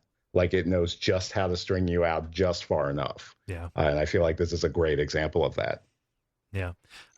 Snakes, serpents, Cath and Frampt, confirmed second DLC, Embers of Ariandel. Yeah. Hey, there we go. That was not a late breaking announcement. No, because we're recording this during the Game Awards. I guess we are. The Game Awards. Dun, dun, dun, dun. It is so it is like something like a fake serpent, which has emotional resonance. I think is part of what Dave was saying, like this kind of emotional truth as opposed to a literal truth. It also something dressing up as a snake person is very similar to a little bit what you could say Frida was doing. Who changes into Elfrida, which I don't know if we mentioned, or was Elfrida and became Frida. Yeah. Changing into kind of a fake snake, being a fake Priscilla, fake reptile lady. It's just very interesting to see something that's kind of clockworky. Like there's no clockwork, but something that's like a mannequin. Yeah. Here, there's cloth. Oh, and is stuff. that what it is? Yeah, it's not clockwork. It's like a mannequin. There's like a wooden. You can kind of see on the inside. There's cloth. That's on the outside. The scales are actually cloth, and the inside is wood. Like there's a wood skeleton in it. Really, really tricky and weird. There's also like I just the looked door up, has some. I'm sorry. Go ahead. I was gonna say the door actually does have two serpents intertwined as well. The door to this area. So. Nice. I'm sorry. I just Kramered into that sentence because I looked up Frida. It has an old High Germanic root in Fridi, which is archaic and poetic, but to be cold or low in temperature. So, well, there's also Elfride means elf strength, and then Fride comes from a root for peace. Oh, weird. So that's in like the Vadi video about this, where he talks about her giving up her Sable Church ways to protect these people. Which is that what she's doing to him? I don't know. I mean, more than half of them want to. Their intestines are on the outside. Yeah, like you're not doing a great job. Like if that's the person, can you imagine like 3 men and a little lady, and then like the child services person comes and it's like, oh, the little lady has her intestines on the outside. Like, you didn't do a great job, 3 dudes. Yeah, there are certain metrics, child mortality, let's say literacy and percentage of population with guts on the outsides. They're intestines in, insides in. out. That's what I always say. Yeah. So there's also there's a weird mural on the wall too that's in that video that's pretty interesting. It's like 2 ladies, one of them has a sword, there's another serpent, and there are tons of undead kind of worshiping them, which is probably Londor. Yeah. The dialogue that you actually get from the painting woman is very interesting here. Yeah. Where this is something where it has that kind of emotional truth without literal truth. Like she says this little like parable, which I really like, which is those who aren't ken to fire cannot paint a world. Those who are absorbed by fire must not paint a world. Right. I haven't forgotten, Mother. I can still hear that fire crackle. Soon Uncle Gale will bring me the pigment. I wonder if he's found it, the dark soul of man. Yep. What? So she can apparently paint, as opposed to this world, which was painted with blood. Mm-hmm. This posits the existence of a world that is painted with the dark soul of man. Right. If they don't follow up on that, what the fuck? Yeah, that is such a powerful thing. Like this is the only explicit reference to the dark soul outside of Manus and the intro, and also like this, like the children of Manus, like the shards that we fought in Dark Souls 2. Like that's a pretty big matzo ball hanging out there. Like yeah, it's interesting, and I would like it to be a thing. Yeah. So regarding the painting being made of blood, this just sort of popped into my head, but knowing that, like, at the very least, Miyazaki is a pretty big manga fan. There's like a manga called Blade of the Immortal. Do you guys know it? Nope. It's like from the 90s. It's like sort of usual, like, I'm an immortal samurai and I have to protect this girl. But at one point there is a dude who is like a painter who became sort of a mercenary and killed people on the side to get enough money to get the art he appreciated, because it was like Western art and it was illegal at the time. And he has sort of lost his muse. And what returns it to him is there is a like brutal sword fight in his patio and blood gets splashed all over the painting. He's like, this is the pigment I've been searching for. So I wonder if there's like any root there. Not that it's necessarily like a completely unique idea that would be solely to there, but just like knowing how many Berserk references are peppered in this thing, I wouldn't be surprised if there were other sort of inklings drawn from other sources. I don't have any context from which to speculate. Yeah. Besides what you just gave. Yeah. It is it's interesting, that definitely could be a reference there. It's so other than that, like, there's not a lot that she says. Like, you just leave just by bonfiring out. Like, there's no climax to it. Like, you're just kind of done. There's no cinematic or anything like that. You can get a little bit of new dialogue if you go talk to Yuria. Yeah. She confirms what we already know, essentially, that she abandoned Londor, that she was her sister. Yeah. And I think, that's unfortunately, this was the game where I murdered Yuria because I wanted her sword. So It's a pretty good sword. Well, I mean, on realizing that she had extra dialogue, I was a little sad about that. Also, I just sort of generally like Yuria, so Yeah. I always miss her. yeah, and that's more or less Ashes of Ariandel. Yeah. Do we have any kind of wrap up thoughts that are, just we've put down, more hours on this area of the game than any other. Right. So, avoiding things that we've said earlier on in the game, do we have anything that we haven't kind of covered? Do we think? Well, for me, the pacing in this is so off. And then at the end, you hit this brick wall of this boss fight, and then it feels like it stops with no ceremony. And I guess that's like kind of a little true of the other Souls DLC. I mean, you beat Manus, and then Dusk is in her like little grave, and then that's the end, and you're like, oh, I guess that's the end. But it felt like, to me, I was like, I'm just sitting in this room, and that's all. Mm-hmm. And it felt just off enough from the way other DLCs concluded, where I was just sort of like, all right, I guess I'm turning off the PlayStation now. It's so in terms of Dark Souls DLC, the only one that gave a lot of intrinsic payoff was Bloodborne. When you defeated the final boss, whose name I can't remember because we've been recording for literally forever. Orphan of Kos. Yeah, Orphan of Kos. There we go. Dark Souls 1, you just described it. Dark Souls 2, you end up, you get the crowns, and then you go and talk to Vendrick, and that's just about it. So that's there and that exists. Well, I guess Dark Souls 2 would also have the Dark Souls 2 is a mess.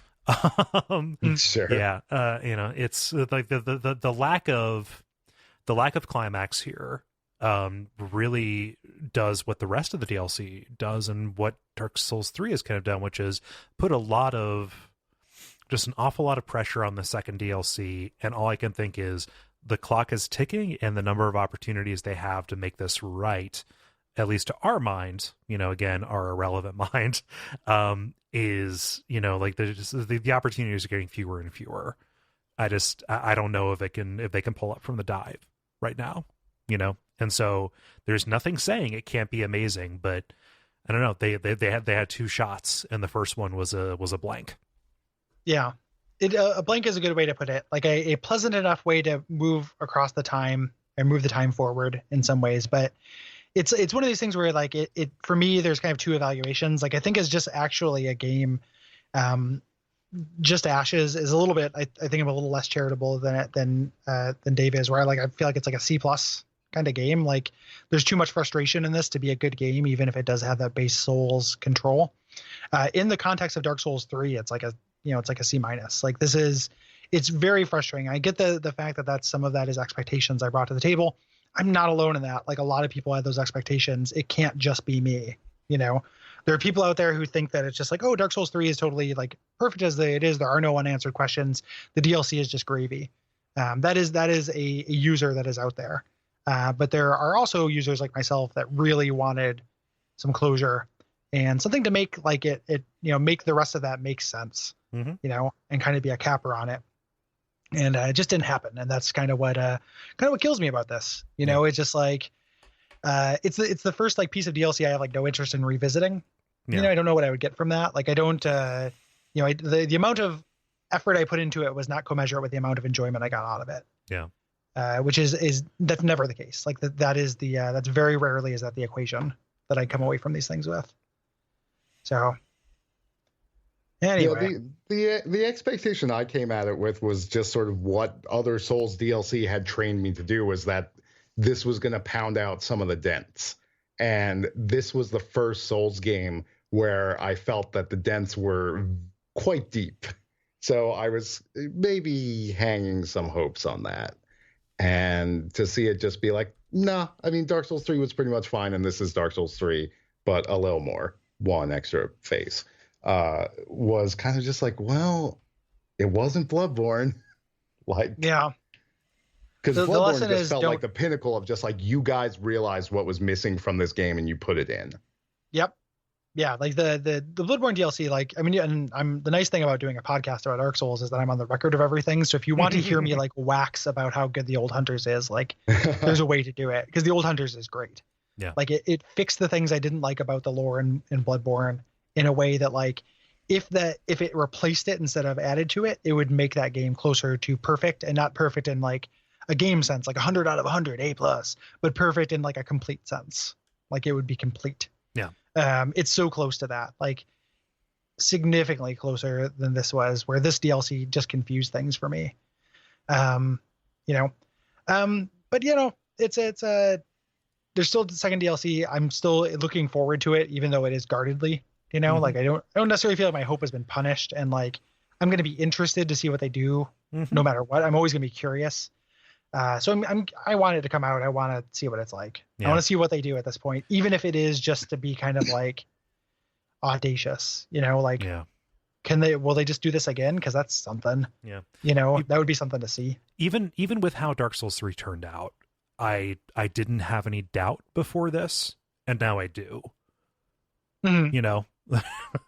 Just DLC has covered for most sins before, and now I don't know, it just hasn't, and that's the first time, and that is that is a hard moment. It's like when your parents first let you down, yeah that's what it feels like. So Dave, where can people find you? Right. So the usual places. I'm Fast Karate on pretty much everything. Twitter, Twitch, what have you. Mostly I do a couple podcasts. You can find them all at friendsfromtheinternet.com. If you need a jokey 30-minute talk about video games or anime, or a 3+ hour podcast about the TV show Revenge, which me and my wife do episode by episode, you will find it there. And otherwise, like I mentioned last time, I have a book out. All the proceeds go to I'm a little addled. It's been a long podcast. The Silvio Rivera Law Project, which is a charity that supports, it's for trans and gender nonconforming legal aid. The book is called The Dead Side Girl, deadsidegirl.com, and it is, facially about werewolves and vampires, which I think are sweet, but primarily about being a super sad teen and just sort of that wrenching depression that we all recognize. But yeah, that's about the gist of it. Those are the things I do. That's teens. Yep. Yeah. Sometimes I still feel like a super sad teen, and hence is the book I've written.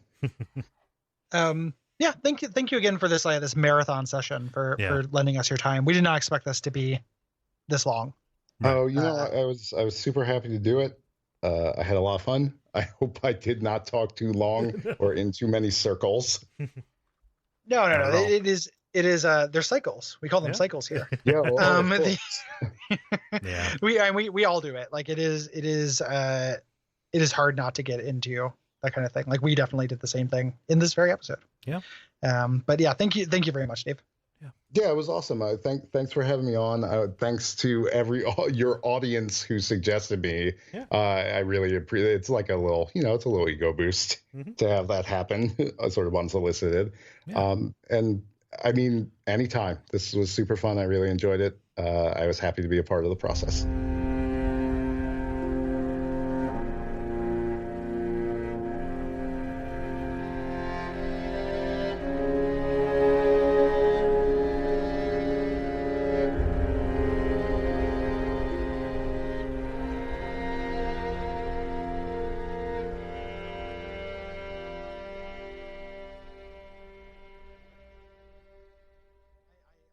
So thanks very much to Dave for joining us here for this Herculean kind of marathon session recording.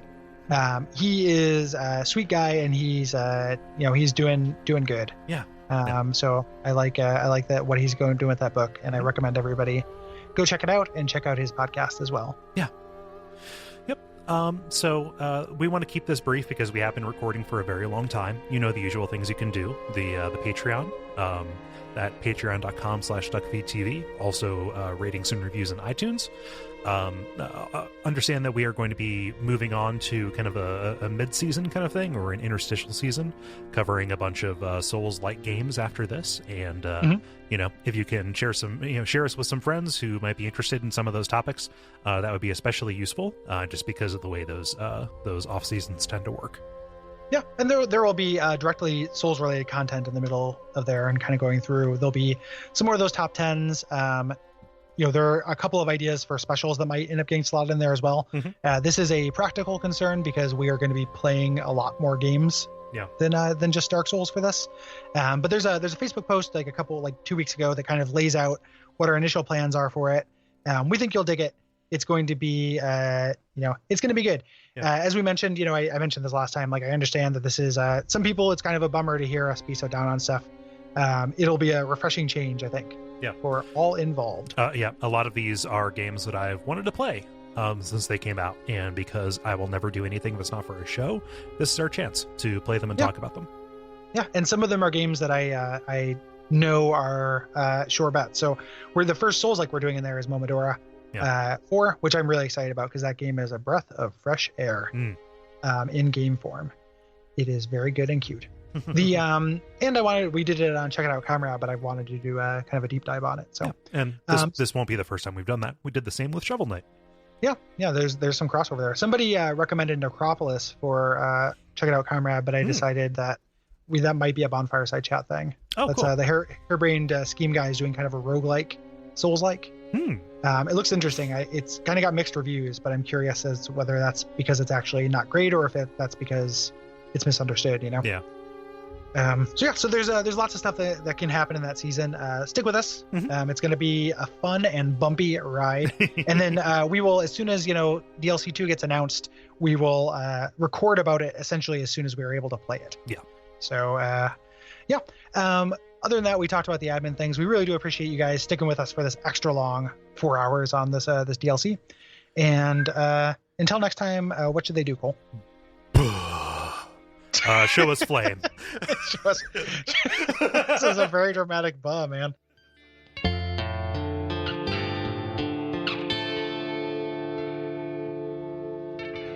And we all pray that we will have far more soon.